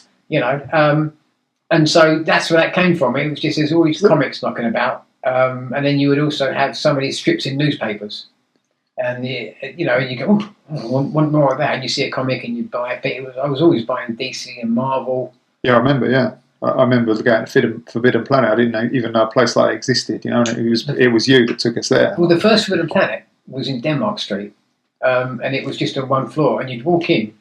And all the comics were basically stacked up vertically. Yep. And then behind the actual The person you'd pay was this really stunning looking, like, gothic woman. And she looked like Elvira, you know. Like you go, come in, please. Thank you. You know, and it was just it was on the same road as Andy's guitars and that. And you go in there. I remember buying the first ever copy of Crisis on Infinite Earths, '85. George Perez and Mark Wolfman, and that covered the multiverse as well. And it was this basically, I think, one of the biggest crossovers at the time. And thinking like, Jesus, this is just epic. And just round the corner was Forbidden Planet 2. Howard used to work there. Oh, right, yeah. And because he worked there, he went, oh, have a look at this. And I went round the corner one day. What you got? You know, like, yeah. I'm jaded, I know much better. Oh my God, he's got some Dave McKean artwork. And he had the proper Dave McKean artwork. That was basically, Dave McKean did all the covers for Sandman and stuff. Clearly an artist in his own right. And he would use like raised paint and stuff, and he would basically put bits of dirt on it and stuff. And they had these Dave McKean stuff there, you know, and they were selling them on. I would appreciate. And also they had some Brian Bolland stuff there. And Brian Bolland's my favourite comic artist. And I should have bought it there and then. But what stuff did he draw? He drew the original Judge Dredd. Okay, yeah. Well, the original was Carlos Equazera, but Bolland did a load of stuff. And interestingly, a photographer that I met about a lady called Nikki Cartledge, her brother knew Bolland. So she got Bolland. She bought me a Judge Dredd compendium book and got Bolland to sign it to me. And because they kept calling me Sir Digby Chicken Caesar, because I was always being a bit like when I was like photographing, and it's to Sir Digby Chicken Caesar. So yeah. Oh, excellent. So the Action Bike cover, you had a cover of Action Bike. Oh, with a Maori t-shirt. Yeah. It's funny because everyone goes, "Oh, look at that awful t-shirt." At the time, I thought I was the most sophisticated man on the face of the planet. Yeah, a few other people probably thought that. So you just didn't get t-shirts like that then. It came into Youngs. Yeah, it's different. It was a colour was like something. Youngs, or was it Mud Machine? Can't be Youngs, can it? It must be Mud Machine. But like you say, back then, if there was a certain colour of something, like a certain colour of a shoe or a t-shirt, was it like because you didn't see it, like what you say, so it was something that attracted you to something that wasn't obvious. Yeah, and I did think, you know, I had that, and I had my Peppies with my turn-up jeans, and I had my light blue ankle-top Vans. Yeah, but that's what I was thinking of. The shoes were very distinct as well. Like, yeah, I once bought. There was Nick Phillips who was basically putting in orders once for Vans. And like an adjustment mail order. Well, no, you can customise your own Vans, right? And I just went, all right then. And I just went, oh, do you know what? Do you know like when you're in an ice cream shop and someone goes, you can have whatever you want on there. You put everything on there, and then you throw up afterwards. That's what those Vans were like. Rainbow unicorns around the side, stripes up them. Like, it was. Oh God, they were awful, man. They were awful. I remember trying to give them away to people. They look quite good in the picture. So not those ones. They were okay. They were boots. But the one I bought these slip-ons. You know? Oh, right. And because there's slip-ons, there's even more space for the awfulness to see. You know. And I did have rainbow unicorns around the side. Oh, just awful. You know? And how did that cover go down? Like when you was on the cover of the magazine? Like what? I just, you know what? I grinned. Yeah. You know. Yeah, I'm cool. It just felt epic. Yeah. You know? Yeah. And it's not validation because nothing is. It doesn't, because in your heart, you know, you might have been a bad landing, you might have been anything else. However, seeing it, I was just absolutely blown away. You know, it was just fantastic. I mean, TLB was fantastic photographer. There's no two ways about it. And the fact that he got his smack on sideways, and he even got that. That was one of the things that made it. I thought was the expression, the facial expression. And also, I like the fact that you can see that I've had many a bad landing because my seat broke. Oh, excellent! And what about the other? Once they did the words with, who did the words with? Nick and TLB. Yeah. So did they do that at Meanwhile? I think it might have been on the phone. I'm not sure. Oh, okay. Yeah. I remember because those pics are like they're some of the best pics of that decade, I think. So. I just, you know what, right place, right time, right tricks. Yeah. Right. Yeah. Those pictures. I just went, wow. You know, you're not getting much better than that. The amount of people that have said, "Oh, you know, that picture on my wall." It's like, ooh, the picture's on my wall. Ooh, you know, like, yeah, no, it was just, yeah, it was fabulous. There was a long while. Obviously, as you know, I stayed away from BMX. I don't know really. I just felt kind of really weird about it all. And it was Darren Whitfield had reached out and just said, like, oh, you know, you're right. How are you? Oh, BMXer. Oh, no, Slady. Yada yada yada. You know, why are you ashamed of it? All sort of thing. After we spoke about it, of course, he wasn't just so prescient. He went, "Oh, I know what's up with you." And he made me realise actually that there's actually a lot going on there that I should be very proud of, and just also to celebrate and just grin about. But those pictures, yeah, I remember just taking runs and runs and runs at the ramp. Like sort of one of them, I got my hand off, and I actually got one fully extended, and the picture must not have come out because I actually had my feet out and I had my hand fully up. It wasn't a downwards one either. Yeah. Basically drifting in, it was all awkward. And there's another one where I'm doing it, and it's like that. I think Mark Noble's got me. The feet aware. Both my feet, that's right. Yeah, in freestyle or invert or whatever it was called then. Yeah, but no, the rad pictures, I'm still immensely proud, the right word, because I didn't take a picture, but I was obviously in it. But I'm very, very, very pleased with them. Yeah, no, you know, TLB just did me right then. Yeah, they're iconic. You showed them to anyone who rode in that time, and they're like, they're in the mind, like they're not coming out. Also, I was dialed in then. That was when everything was just going right. That morning, I'd actually blown my rear wheel up. That's right, because you had odd wheels, Yeah, and I just went, someone got a wheel I can borrow. You know, someone there just like got their wheel on mine. Bang, off you go. Well, you didn't know the person whose wheel you borrowed? I don't think so. Yeah. Someone at some point will go, that was my wheel. Yeah. But yeah, just slapped it on there. Off you go. Coaster. Yeah. Or did I break it the day before? No, I'm pretty sure I broke it there.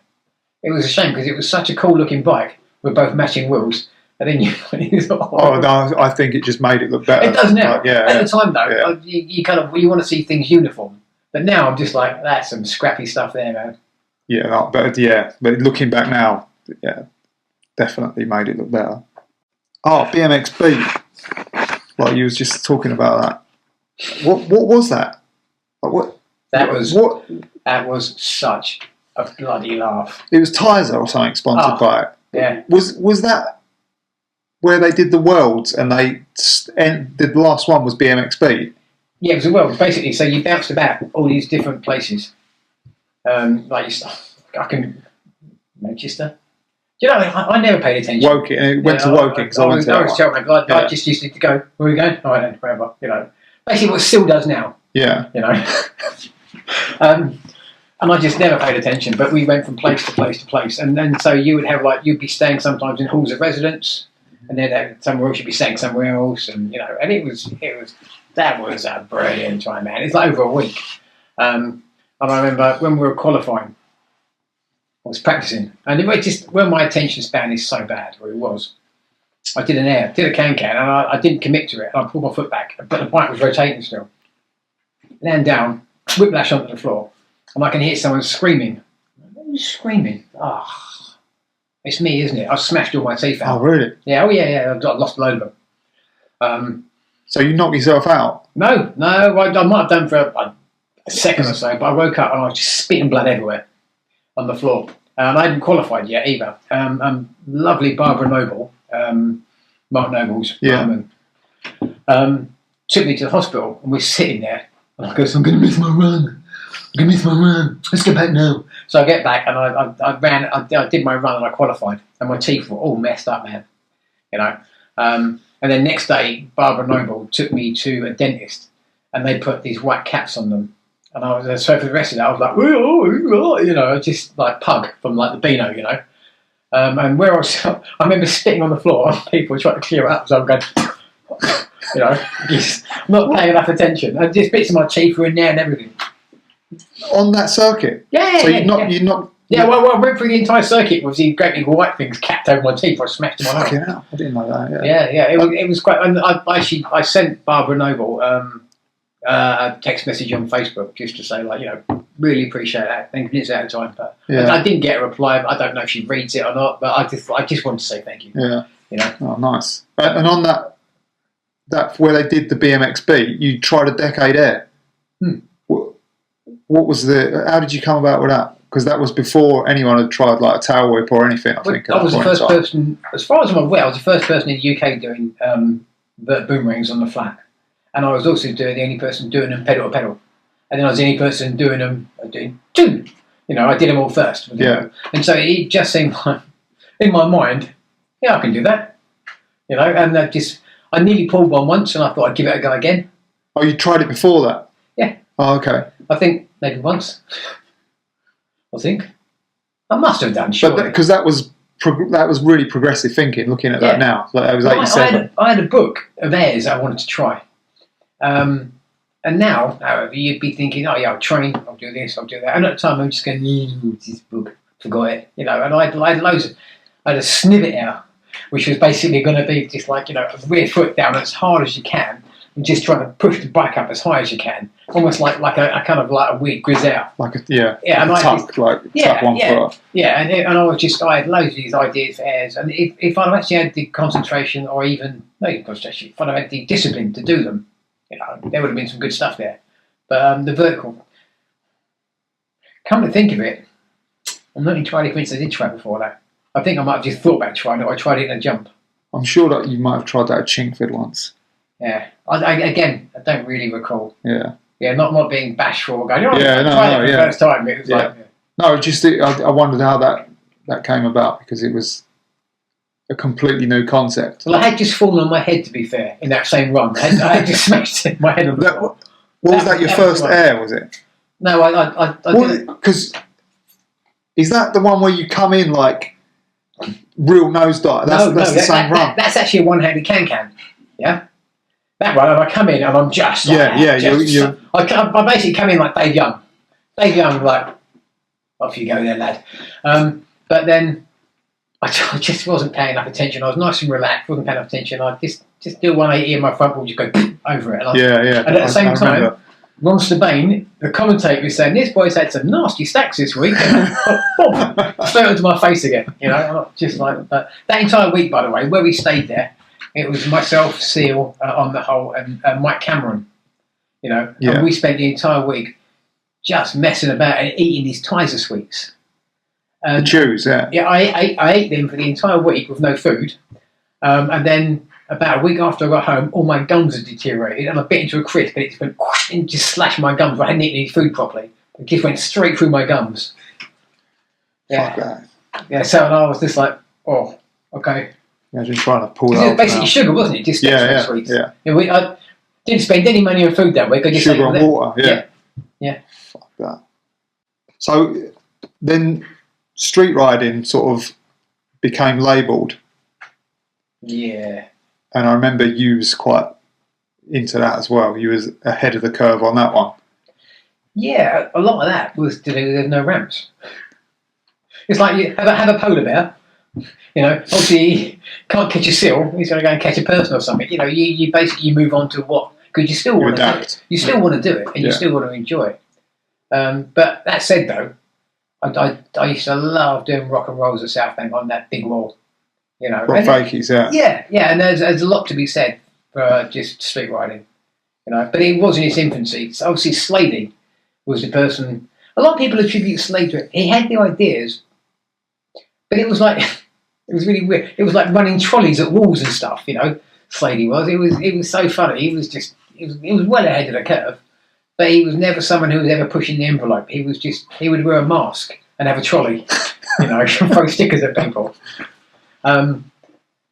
So where did you get the idea for some of that street riding? Because I know you did stuff that wasn't commonly seen as well. Honestly, don't know. Like 360 down. You was the first person I saw 360 down some stairs, I think. I know probably people have done it before, but there wasn't a lot of people doing it.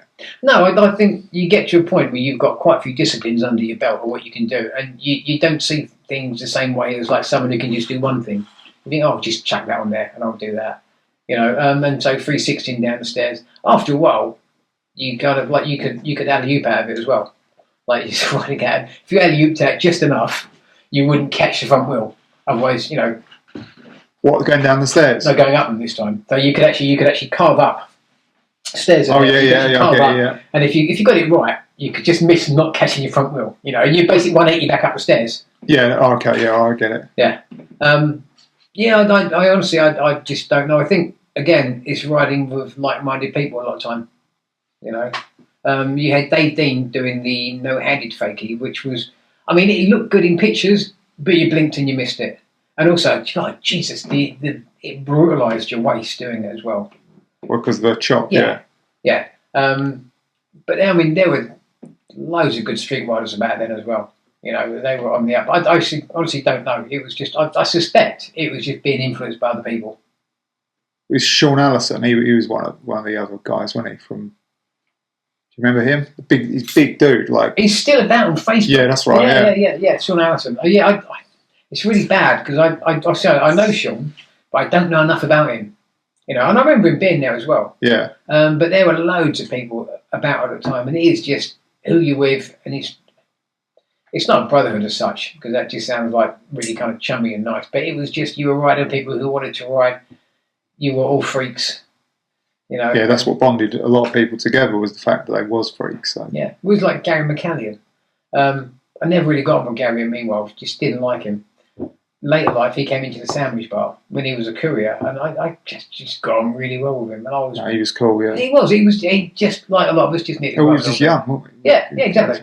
Jumped up kids, You can't really judge people too harshly for what they do when they're younger. Yeah. But I was sort of gutted to hear that he died. Mm. Yeah, that was rough. Yeah, but yeah, no, I think it's just riding with the people you're with.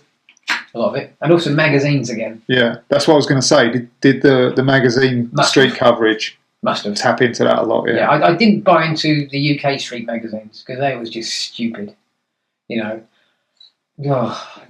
They always the RAD street stuff used to bore me rigid. So it came more from like freestyling. Yeah. All their stuff was all contrived. Yeah, because they were trying to almost make it like a lifestyle mag, because you'd have what people were wearing. It wasn't supposed to be Tatler or Vogue. You were basically meant to just ride up a wall. You weren't supposed to be wearing Life's a Beach pants. Yeah. If you had them on, they were incidental. They were trying to create a lifestyle that just was never going to work as such. Well, I think they were just, like you said earlier, they were just trying to sort of take from skateboarding and adapt it to something that was kind of dying out. Yeah, they were, but they annoyed me because they basically helped kill it off for a while. Yeah, totally. That's exactly what they did. Yeah. Right. But they are clever guys, good photographer, clever guy. Yeah. Let's hope Miles Davis Jr. Again, they didn't seem young then, but they were young as well. TLB was probably like in his 20s, Was it? He always seemed like he was in his 40s to me. He seemed like he was ancient down the road, all the time. Really? He lives in Lewisham. But I bet he was like 28 or something. We were just so young. Like, it's true. What about the spots in Thamesmead? How did you come across them? Oh God, you'd go miles to find a spot, wouldn't you? Well, you took us to them spots in Thamesmead, and we went back actually years later, and they'd gone. But like, how did you find them? Like, you're passing gunslingers. Someone would go, we know someone would go. Oh, okay. So it was just like, do you know when you're kids and someone goes, there's a dead body over there. Yeah. Oh, let's all go. In this it was just like that. Yeah. So you just basically go down there, and then someone else will say, I know somewhere it'd be garbage. I know somewhere it'd be a gem. Yeah. It was just like that. A word of mouth. Yeah. Good. Well, you seem to stretch far anyway. So. Oh God, we got down into Gillingham a couple of times. Did you ride Gillingham Skatepark? Yeah, it was horrible. I watched Glenn Lewis down there once. God, he shredded it. Yeah. He was. a lot of Glenn's style I didn't really appreciate. However, it was good. It was obviously, he was just, my God, did he have some upper body on him? He was a good rider when he was down there. Where else did we go? So what, you pedalled to Gillingham, or you got a train there? You got a train down there, yeah. Okay.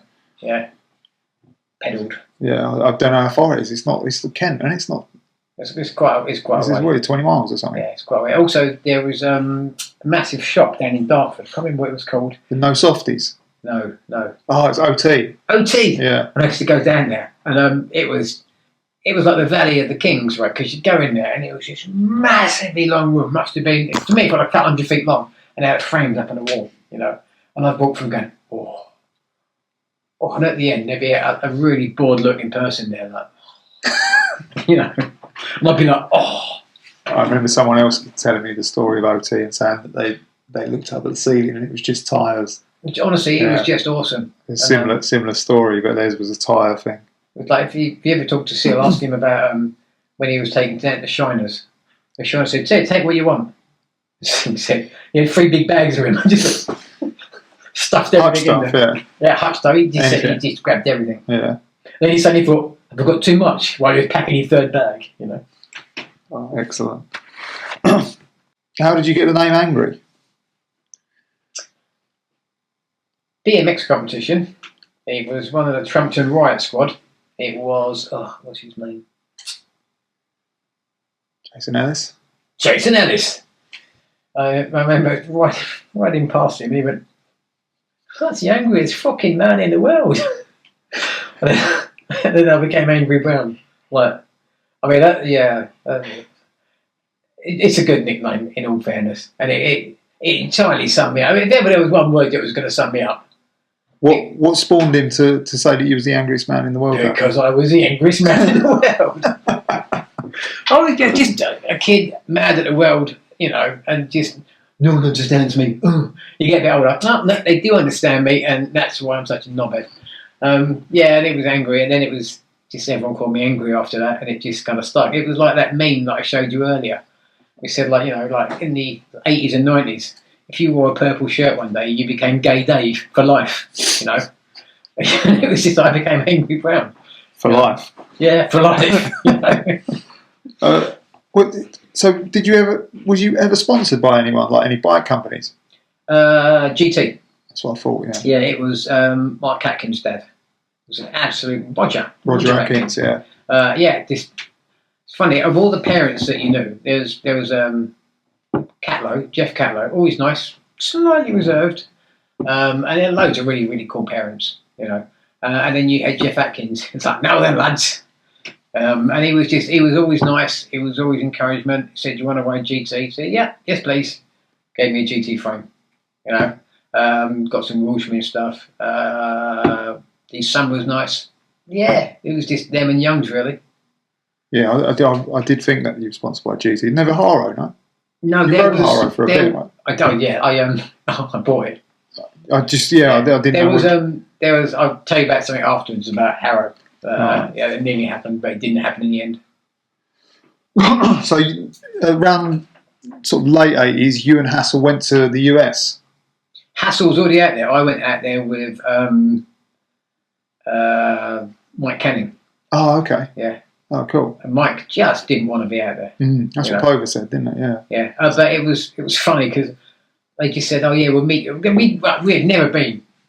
It's not like now. You don't have phones and stuff. Yeah, like mobiles. No, yeah, it's a whole new world. Yeah. I turned up to LAX and they said, "How much money you got?" And we both. I lied anyway. I said, "Oh yeah, I've got like $900. I had like $200 or whatever." They said, "That's not enough. You need more." I said, "My sister will send me some money." Okay, in you go. They're feral at the as you're going through, and then we were just waiting there. We had no idea who was going to pick us up, and then this blonde-haired bum in a like bloody pink T-shirt turned up. It was Hassel. All right, come down to get you. He was this LAX. And we were just like, and we just got here, and it was a real culture shock, man, because everything was slightly more relaxed, and we were grown-ups. We were these kids. Yeah. We had just flown halfway across the world. We'd never really done it before on our own, and it was a real culture shock. And then we got to the house, and then you just thought, there's a big ramp out there. This is really cool, man. And then down the road, went down to 7-Eleven, bought a Twinkie, nearly threw up. All the American magazines, Twinkies look really cool. Like growing up, finally getting to eat one. Disgraceful. How did you get the contact to go to the US? Like what? I think I must have been. I was in contact with Seal. And Seal said, "I'll just come over, whatever." And also Reynolds as well, because Reynolds had made the exodus as well. Obviously, Povard just got over there and just bolted. Yeah. It's like, when you got like a ferret, really friendly, you think it's going to come back. It's gone. That was Johnny. But no, come over there, so we went over there. And it was a real eye-opener, man. Seal and I one night got so drunk on about half a can of beer each, we chased a skunk right? Just missed it. It got down this hole in the ground. If we'd have got that hold of that skunk, Jesus, man, it would have squirted us. Idiots. Yeah, and the house was just fantastic. And it was just a completely different way of looking at it. We drove past there about 4 years ago when we were driving down America. We drove past there. Past where the Enchanted Ramp was. Yeah, it's right next to the motorway, right? Yeah, we drove down from Washington down to San Diego. But yeah, it was an absolutely brilliant time, man. Who did you ride? Kev Martin. That's it, yeah. There was Rocky. Ron kind of dovetailed in and out. I didn't really get to talk to him. There was Matt Flatback, the man with the stretchiest skin you've ever seen. Gary Forsyth, Mike Canning, and Sil. That was the house residence? Rotating. We ended up, myself, Forsyth, and Sil, getting like an apartment just down the way. Obviously, because you just couldn't keep sleeping on the sofas and stuff. And one day, Sil busted his kneecap in the hospital, came out in crutches and stuff. And then the landlord was this German guy. He said, "What have you done to your leg?" And Sil went, "You hurt my leg." No, because you're just a moody teenage kid. And the guy said, "That's not painful." He goes, "Look at this. Two shots through the back of the calf." Like, okay, Nazi war criminal. 2 gun wounds? Yeah, he had gun wounds through his calves and stuff. But yeah, we lived down there for a while. And we had to bounce about a little bit. We had no money. We lived on pancakes without eggs. So we just had water and flour. It's no good for you. I've done it. I was noodles and Yeah. Well, noodles. Ramen noodles. You were a first classer. Yeah. So how long were you there for then? 3 months. 3 months, yeah. Yeah. And I remember being at my sister and going, "Can you send me some money, please? I've got the money." You know, and then all that money went on the rent for the apartment. So then we went back to eating flour. Back to the pancakes. Yeah. Fucking hell, I didn't know you was there 3 months. Did that had an effect on when you come back to the UK? Like, because you came back in the dead of winter, right? You came back December or something. Well, we came back. My mum met us at the airport with my sister. And I buzzed all the side of my hair off. And I'd taken to wearing a berry. I've got pictures of it. Right, and I had like these Oakleys on, like purple Oakleys. And my mum just went, ugh. We just see it, right? And rightly so, you know. We came back, and it was just cold, and it was grim, and acid had started, acid house. That's it, yeah. And everyone's going, acid, and we're just like, what? You know, we were over there in this like sort of A&R rock, you know, and you come back to acid. I just didn't get it, and it took me a while to get my head around that. In fact, I think actually coming back was kind of a real kick in the brain. I remember you guys came back and you hadn't been back long, and I was like on your case, like, "Come on, let's go riding." There's this half pipe in Crouch End. Can you remember? Me, you, and Hassel went. Yeah. We just looked at it. And I was like, you guys were like, "Nah, whatever." Just looked at it and left. I think it might have been damp or something. It was like winter, real bad wintry day. Yeah, and you. Yeah, he was like, both of you just seemed like, "I'm not interested in this shit." Like, we left. It's really hard to get your head around just how different it is. Yeah. No, I could feel that there was no enthusiasm for UK winter whatsoever. Like, nah, whatever. Yeah. But did you learn tail whips when you went to that ramp? Yeah. Okay. Yeah. I thought so. Yeah. It was quite funny because I thought, I can do that. I mean, like Reynolds would just go sky high, and I could never get that high. And obviously, he had pop-out-itis a few times, like Geoff did and whatever else. And I thought, all the little tricky, fiddly little bits and bobs, I thought, I can do that. You know, learned tail whips over there. And I was doing them, at first I was just getting the bike round and getting my foot onto it. Also, Joe Johnson rocked up one day at the Enchanted Ramp. And Joe just went, boom, tail whip. And I was like, oh, let's see you do them. You know, you could see the way that he kind of moved the bars. Okay. Joe's an engineer now. Do you know that? Yeah. Yeah. He still has a little guy on a BMX as well. Yeah. He was just awesome rider, wasn't he? Yeah. Fuck yeah. Yeah, and I let them out there. Craig rocked up at one point. Craig Campbell, and he was doing 540 disasters. He came with a little like entourage as well. Yeah, I never knew Craig, never really spoke to Craig, so I just kind of like buggered off or whatever. Yeah. I always felt whenever I was around that particular thing, I was like, it was almost like the thing with Paul Zach. I just kind of square peg round hole, So I just excused myself. Did you see a divide between like you guys who were coming up and the guys like who was already in the mags, like a little bit before the time period that we've just covered? So the guys that were in the mags from like say 84 and 85, and then there was like a change in 86, 87. It was like a new breed of like basically it was like when Zach Shaw and that lot took over from us. Yeah. But then I used to I like Zach Shaw. So there's no. I'm not saying that you don't. No. Everyone that was coming up. Yeah. I never saw as a competition. I just saw them as someone to ride with. Yeah. And they were always someone to push you.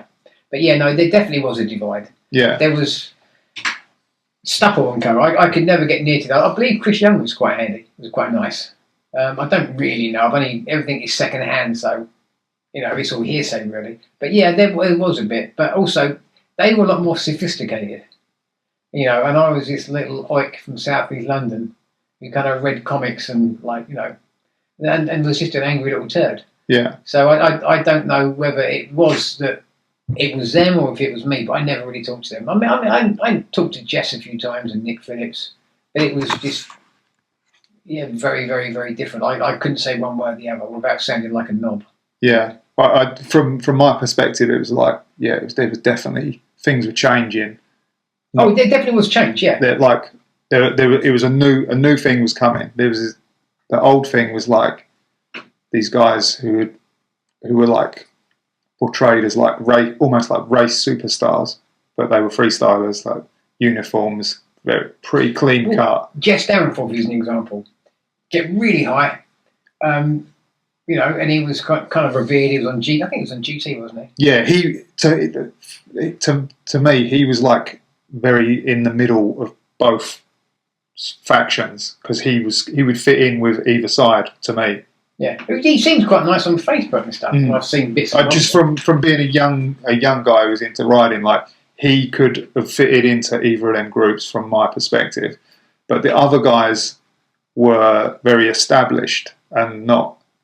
You didn't know much about them. I don't think I ever had a conversation with Craig Campbell. I spoke to Neil Ruffle, and his brother Robert. They were just also Neil. Oh God, he was just awesome, man. He was something else. Yeah, he was something else. But Ruffles, they were always easy to talk to. And they didn't take themselves too seriously either. I don't know. I obviously never really met Andy. Yeah.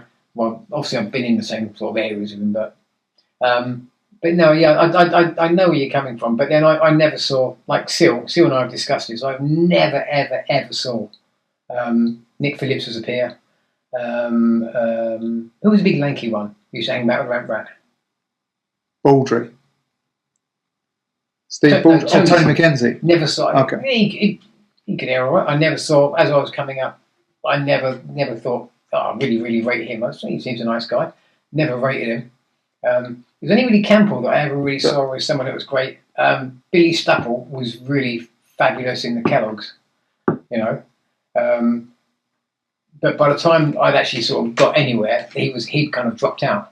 Yeah, he was gone quick. Yeah, I saw him ride the 84 King of the Skatepark, and I never see him again. Yeah, but I know you're on about the old guard handing over to the new guy. So, it was like forced up. So you guys had this those guys had this kind of like family orientated sort of thing going on. The music was quite sort of happy and friendly and like boingo. Exactly. It was like, and then like suddenly there was like Metallica and Slayer, and there was like no helmets, jeans, just like proper risks going on, Whereas those guys were obviously risking it and they were going fucking high, but it wasn't it wasn't as like stripped down and caught. Well, no, actually, it wasn't done under a bridge in West London. No, it wasn't. You know what I mean? You had people. Who's that guy doing about 11 foot set up wrong with no crash helmet on? Juice. Oh. That was after that. That was what came from. Oh, was it? That's what I see came from what you guys were doing. Marco never used to wear a crash helmet. No, Marco was something else though. Yeah. I remember always just writing about. The amount of times I knocked myself out. as a kid, is just 20, 30 times easier. But it was only in competitions that to wear a crash helmet.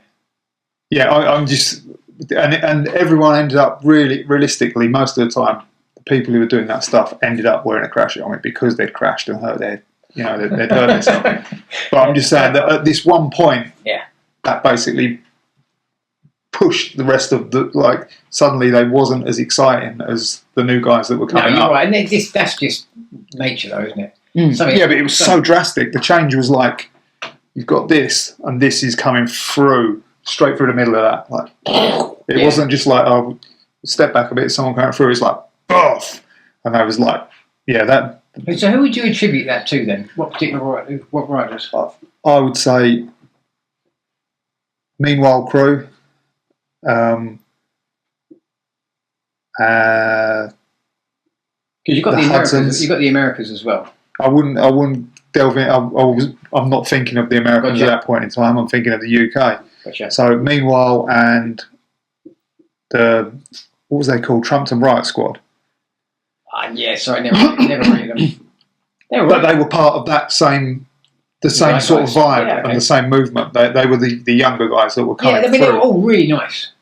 But that would be the two. That said, though, Jason Ellis, amazing. Yeah, he could ride. Yeah. That would be the two groups who I would say, and Dave Slade and like Sid. Yeah, Slade. Those guys. Well, he had that ramp jam that I did a can wall ride on. Yeah, that's it. Yeah. And I can't remember who took the picture. I landed like a sack of spuds. I've got that mag. Yeah. Yeah. Yeah, that was. It's like everything, isn't it? Like when people look at it and go, "That looks really cool," and all I remember was just bone jarring landing. It's in Sheffield, right? Yeah. Yeah. I have to say, all the Northern jams were always so much better than the London ones. They were just brilliant, man. Yeah. Why is that, do you think? Just everyone was just more relaxed. They were better organised. Wasn't scared of what other people were saying about them. Exactly. And like you wouldn't have seen Campbell or anyone sort of else like of that particular standing there. That's actually probably quite a good point to actually make. They never really went to anything where they weren't going to win or they weren't going to look good. I went to one jam. I jumped one of the cars lengthwise and nearly brained myself and put my forks through my head. I just went up and the ramp was sitting on the car and I just went. What was that? Bomb drop. I was doing a bomb drop off something. What Waff upon Durham? That one. I think so. Yeah. The red car. Yeah, red car. I nearly killed myself off that. I just ran at the ramp as fast as I could and then just jumped it. But he had a lip on it and I just went up and I came down and my front wheel just. And I was quite lucky I didn't smash myself into pieces. But yeah, you couldn't see anyone else like sort of make themselves look stupid. Yeah. Or I was quite good at making myself look stupid and being okay with it. That's what I mean. Like that mentality was coming up. Yeah, I see it. Yeah, the sort of other mentality was kind of taking a while to get my head around stuff. That's all right. So then you started doing Evolution. What year was that?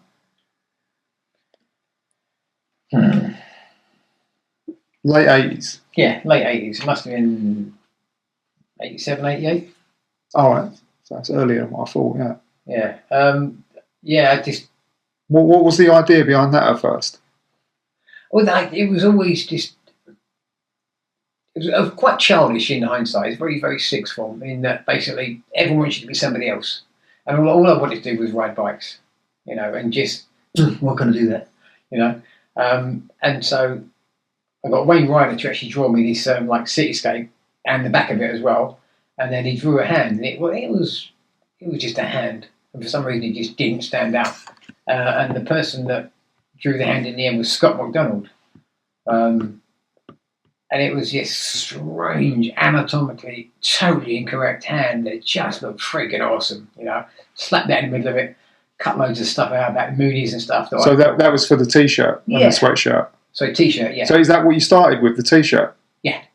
Okay, so you had them before stickers or anything? Yeah, you're quite right. If we went back, I said to Wayne, I want to do something. He went, I'll do some logos for you. So Wayne did the logos and put the Einstein quote of if Third World War will be full. No, Third World War's thought were nukes. Whatever comes after that is kind of like sticks and stones or whatever. Wayne was obviously just like quite clued in, did me that, and then we just kind of went on from there. As you know, we did what you did. Yeah, we did one. Yeah. So that main shirt was the subscribe yourself to someone else's reality is the one that you was talking about just now. It's funny, I was thinking about that the other day because they were talking about someone who was basically forced to live a lie and ended up killing themselves. And I saw that shirt for the first time in years and went, oh yeah. Pathetic, yeah. Yeah. Or pathetic, take it. So the idea was what though? How far forward did you think with that, or did you just flying by the seat of your pants? Just I'll do this because I like this. Yeah. And then I've got another idea. I'd also just written a short story called "A Corpse in the Know," and it was just about the final 5 hours of this guy's life, where he's sitting on. I've got it upstairs actually. He's sitting on a train and he's just looking. Everything he's looking at is just insanely negative. He's like woman's feeding her kids, and all he can see is like a bird sucking like scraps, like chicks and stuff. And in the end, he ends up jumping off Hungerford Bridge, and he just says like, "This is the end. I'm happy now." Was that the inspiration for that show? Yeah. Okay. Yeah. You know what it's like as you're growing up. You're pent up. You're angry, you're pent up, and also you have just all these weird daydreams. It's like there's a Grant Morrison story. You know the writer Grant Morrison? No. Fantastic comic writer. He wrote a thing called St. Swithin's Day, where this guy's he's a bit depressed and he's a bit, anyway, he's going to kill the Prime Minister. And right at the end of it, he's got a gun. Bang. And then everyone bundles on him, and then you realise he's just daydreaming. And that's what you do when you're a teenager. You all these flights of fantasy. You don't really want to do some of these nasty things, but your head entertains them. Yeah, of course. And this is how you process them, how you deal with them, and how you become more resilient. So, where was you aiming to go with that company though? If I'd have had someone with half a brain behind me, I think we could have done quite well. Because it started at like the deadest time of BMX, I sold loads of them. I know. You told me. Yeah, loads. But that was like at the worst point in time anyone could start anything. Was that point in time, and it took off. Like it had traction, and everyone was into it. And then like you had sweats, and then hoodie tops, and then shorts. Remember, you had made shorts by Jeb Wills's mum. They came from the Isle of Wight. So it was going like there was things happening. There was riders. Certain people got flow of stuff. So I think I gave something to Zach, didn't I? Yeah, there was like a network of like certain people. I think you recommended Zach, and I was like, okay then. And Dave Clark as well. Dave Clark, yeah. So there was people who. It was happening. The tentacles were going, and this was like at a time when everything else was going. I just wondered the mentality of that. Like what? I actually did think at one point, I can actually do something with this, and it was always. I kind of overthought it, and somebody else actually killed it in the end. I just didn't mean to say what they did, and then we talked about it anyway. But they killed the brand stone dead, by what they did. Such is life. But took your enthusiasm from it. No, what they did kind of killed it. Yeah, it was kind of half and half. But I think if I'd have had any kind of business acumen, I could have really leveraged it. But I didn't. I was just utterly clueless. And sort of everyone had ideas about what to do and stuff, and I just possibly I could have made a go of it had I had a bit more of a brain, but I just didn't at the time. Now it'd be different. But back then... So you didn't have a vision for it, you were just seeing what was going on? Yeah, anything that kind of popped in my thought, that looked good in a t-shirt, I didn't... I couldn't leverage off of anything that I didn't really hate or understand, I couldn't just, stick pretty patterns on it and expect someone to buy it, which is basically what killed it in the end. Yeah, but I think that runs in line with like the music that you was listening to. It reminds me of like they correlate very well. Yeah. You probably won't like me saying it, but I think it had some anarchic adjustment touches to it. It had to, didn't it? Because he was doing it first. Okay. Yeah, I think that's an absolutely fair comment. Yeah. It just some of the stuff was like it wasn't graphically the same, but the feel was the same. Well, he was like Nick always reminded me of someone that had been to art school. Well, he did, yeah. You know, and obviously he was a lot more sophisticated than I was at the time. I don't know if you listened to Lee Reynolds did a podcast with, I can't remember who it was a good while ago, and he said that he went to his house because it was an arctic adjustment mail order and they thought it was a shop. And he came away with yes, I heard that podcast, yeah. And he said that they knew more than us. the parents, he was like, yeah, they knew more than us. They was into other stuff, yeah.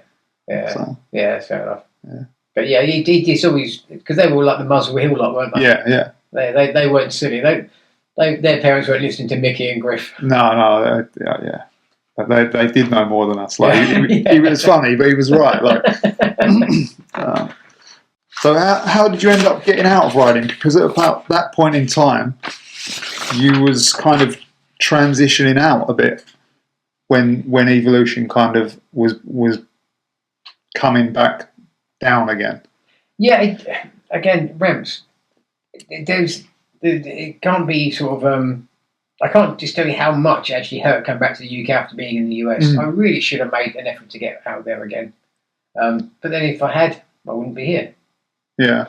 That was a death knell, and it just kind of rippled along.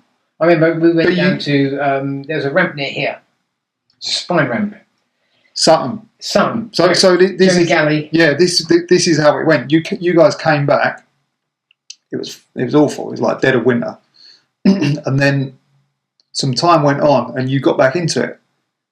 And we went to Sutton, and Dave Slade filmed for his video, and then there was remember the King of Vert jams over here. Yep. You rode a couple of them. You used to come to Chingford, and you was riding quite a lot, and so you did get back into it. That was 1990 maybe. Yeah. So you was fully back into it. I remember you was riding and learning stuff for that King of Vert. I think you rode 2. Did you ride 2 of them? Yeah. Did I get concussed? No, I think you injured yourself on one of them. I need to make a change, yeah. All right. Quickly. I think you injured yourself on one and didn't ride, but you qualified. Okay. I mean, that was the outside one. Okay. Yeah. Macclesfield or something. Yeah, something like that. Yeah. Mansfield. Yeah. So you did get back into it quite heavily. There comes a point where you can't keep doing something; it becomes painful to keep doing it. And I used to love riding. I mean, dirt jumping. I had dreams about riding dirt. Still. Yeah. I had one about 2 months ago, and it was funny because when I watch people jumping on dirt, I can kind of feel it, and when they're riding ramps, I can feel it as well. You intuit what you're seeing to how you would physically experience it. But I never really got over come back from America, and the fact that we didn't have ramps to ride. You could go Chingford, but it took me forever to get. Yeah, no, it was a mission. Yeah. And the ramp, and they weren't big ramps, so it was just tower whips either side, foot plants. Yeah, it was. I'm guessing really it was just diminishing returns.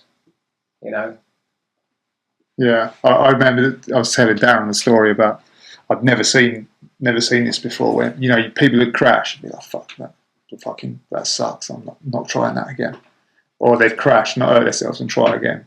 But it was I'd never seen anyone crash, get pissed off, do it again, crash, get pissed off, do it again until they pulled it, and that was you. Yeah, or I think it was rock walk drop in or something. He was trying. I was like, oh my god, that hurt. Oh Jesus! And I remember thinking, oh fuck, didn't know people did this. There's a video of me knocking myself out. What, from that day? No, from a BFA comp. Oh, okay. I think I'd seen it. I'd never tried it. I went, I can do that. It's I remember you learning it or trying it at Chingford. It probably took you 3 or 4 goes, but I remember being, wow. Yeah, I've not seen this before. You know what it's like. You just think, if I don't do this now, I'm not coming back from this. Yeah. Well, it was impressive. That was the first time I've seen it. Thank you. And then you kind of, so after say 91, you kind of you didn't really ride at all after that. 91, 92? No, I think Wayne Ryder ended up with my sport. Okay. Yeah, and I think he left it outside and someone nicked it from his shed.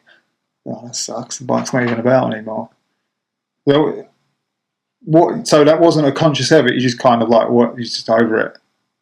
Yeah, I mean, I It was small. I mean, remember how small, but like what yeah. you're saying, like it got really difficult to ride. Yeah, but also I do tend to I do stuff to extremes, and I suck the joy out of stuff a lot of the time. You know, and then you hit that point where you go, I just can't do this anymore. Even though you become really proficient at it, really good at it, you just go, yeah, I'm done. You know, and BMX actually was my first proper experience of being really good at something. You know, but I couldn't quite do it enough to actually make myself sick of it. But I did realise that by doing all the lesser stuff repeatedly, it just made me angrier and angrier. The lesser stuff, what within BMX or yeah, because we didn't have decent ramps. You just had it took you 4 hours to get to a ramp, you know, and then it was a fun ramp. So you weren't really riding a half pipe stuff. You weren't really learning anything. It was a real arrested development time, and so I think I was actually quite frustrated that I wasn't being able to do a lot of stuff.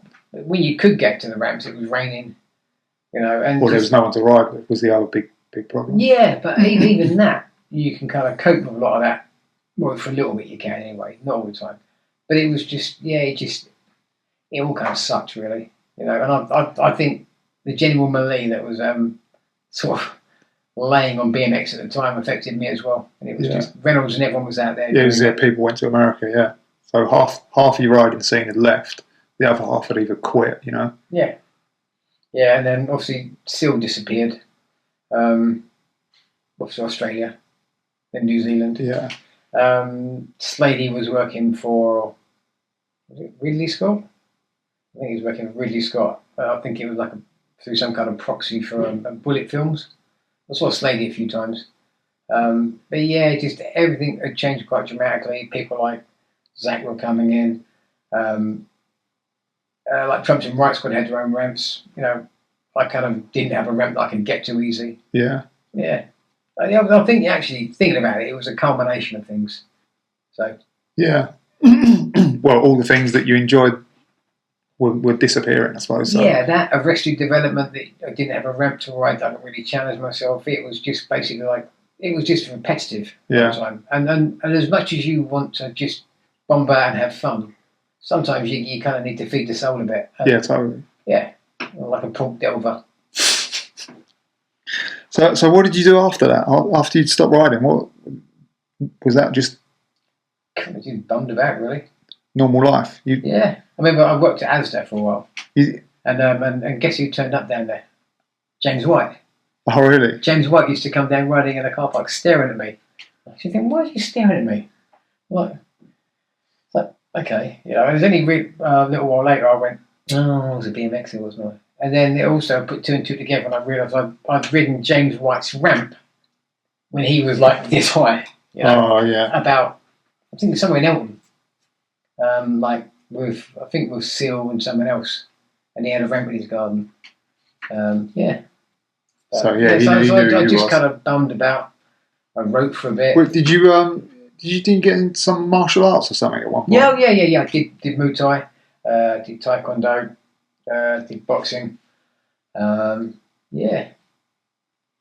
just climbing. Just turned into adult life. Just adult life, yeah. Just lots of different things sort of going on. The kids, my God, they suck their life out of you.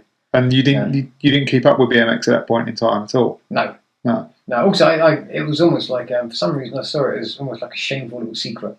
Oh, really? Yeah. Yeah, but it was funny. You say, "Oh, I did BMX," and people go, "Did you?" And you go, "Oh, okay."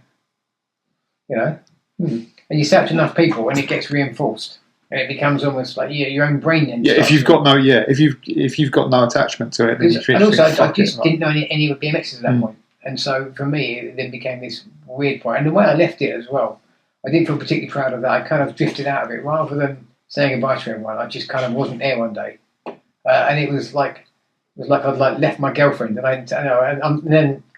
You just don't know how to process that. Almost like it was. I think it was feelings of guilt.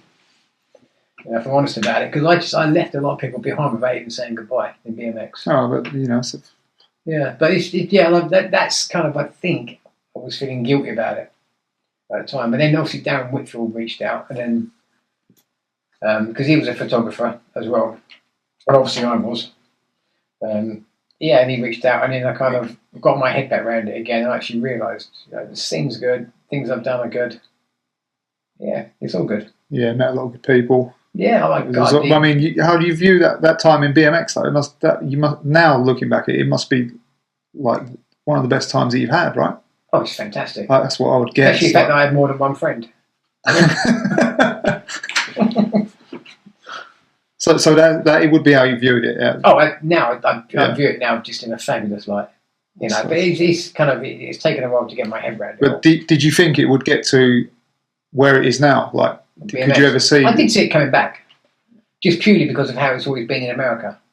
It was actually John Pogart's one was very interesting, saying about how Shrin kind of like just went boink and they dropped out, and how Eddie's came in. He's actually was quite illuminating. I'm actually following that podcast you sent me now. Oh, okay, yeah, it's quite good. It's all right. Yeah. I've listened to a few of those. I've been out wandering about. Yeah, he does some good ones. Yeah. And do you keep up with BMX now? I might do. Or to what extent? My mate John Aston, the skater, he lives down in Brighton. So it's like, oh my God, look at this video! And he'll be bring me video. Look at this guy, look what he's doing. And John, because John, he makes frames now. And so he makes downhill bikes. And so obviously he's got an interest in bikes now as well as skating. And he'll just say, look at this video, he'll just ping me. And I'm like, what does he send you though? I just ramp, street stuff. I mean, there's this one guy, Chase something or other. Chase Hawk. Could be. It might be called Derek for all I remember. What does he like? Basically, is he real smooth? Like, yeah, real smooth. Does massive hand rails. And no, that's not Chase Hawk. The ramp stuff. I watched the Olympics. That was a funny one. Yeah, I wanted to get your views on that. Yeah. Well, I told the girl right, and I went, "Yeah, it's right." I like dirty, great big ramps. Basically that's. But all this fiddly stuff, it's really, really, really good. But I just didn't see where they hold the handlebars and everything. It's not like riding a bike. Is that a really weird thing to say? No, it's totally. It's all about just going squiddly, and and I mean we all done squiddly stuff, but it was really, really weird, and everyone's raving about it, and I'm going, well, it's all right. I watched the racing. I was going, oh my God, look at that. Yeah, that's why I wanted to ask you about that, because that's not really what I would consider BMX riding. It was almost like gymnastics. Yeah, exactly. But then again, if you gymnastics, geez, that's mentally hard when you see the damage they do themselves. But yeah, it was all right. I just didn't think that much of it. I've seen better people in parks. Yeah. Perform much better runs, smoother, bigger, heftier. But I mean, I think it can't do anything but good for the sport. Because you'll have these people that just see that as an inroad, and then eventually they'll just go off and do street, do whatever. I think it's good for the sport, but I don't think it was an accurate representation. But then this day and age, you have so many different aspects to things, Yeah, that's what it is. It's a small section of BMX as a whole. It's not. Yeah. And also, what I think, it doesn't matter because I'm just some old fart. But it does matter because you've done it to a very high level when it really was important that people did it at a high level. Yeah, because no one was doing it at a high level to get on TV. They were doing it at a high level because they wanted to do it. But no, it was good to see a girl doing that, because if you had girl BMXers back in our days, unless they were racers, you had people like Alice Temple. My God, she was fast. But you'd have sort of the girl freestyles just weren't very good. Well, it didn't exist. Well, there was one down in Southsea. Yeah, there was one for like 20 years. Yeah, but no, it's really good to see that. It's like when you have this argument about Doctor Who should be a male. I thought, actually, maybe should he be a male? And I thought about it, and then someone said, some little girl wants to grow up being a doctor. Why shouldn't she be a doctor? I thought, that's a fair comment. Everything's got to have an equal playing field. Yeah, I mean, they could have changed the name to Doctor something else, though, couldn't they? Dr. and Mrs. That's going to go down well, isn't it? No, I actually thought, you know what? Just the old paradigm of however we think. But yeah, I wasn't going down that route. Oh man! All right, I think we're pretty good. We've covered it all. No, Excellent.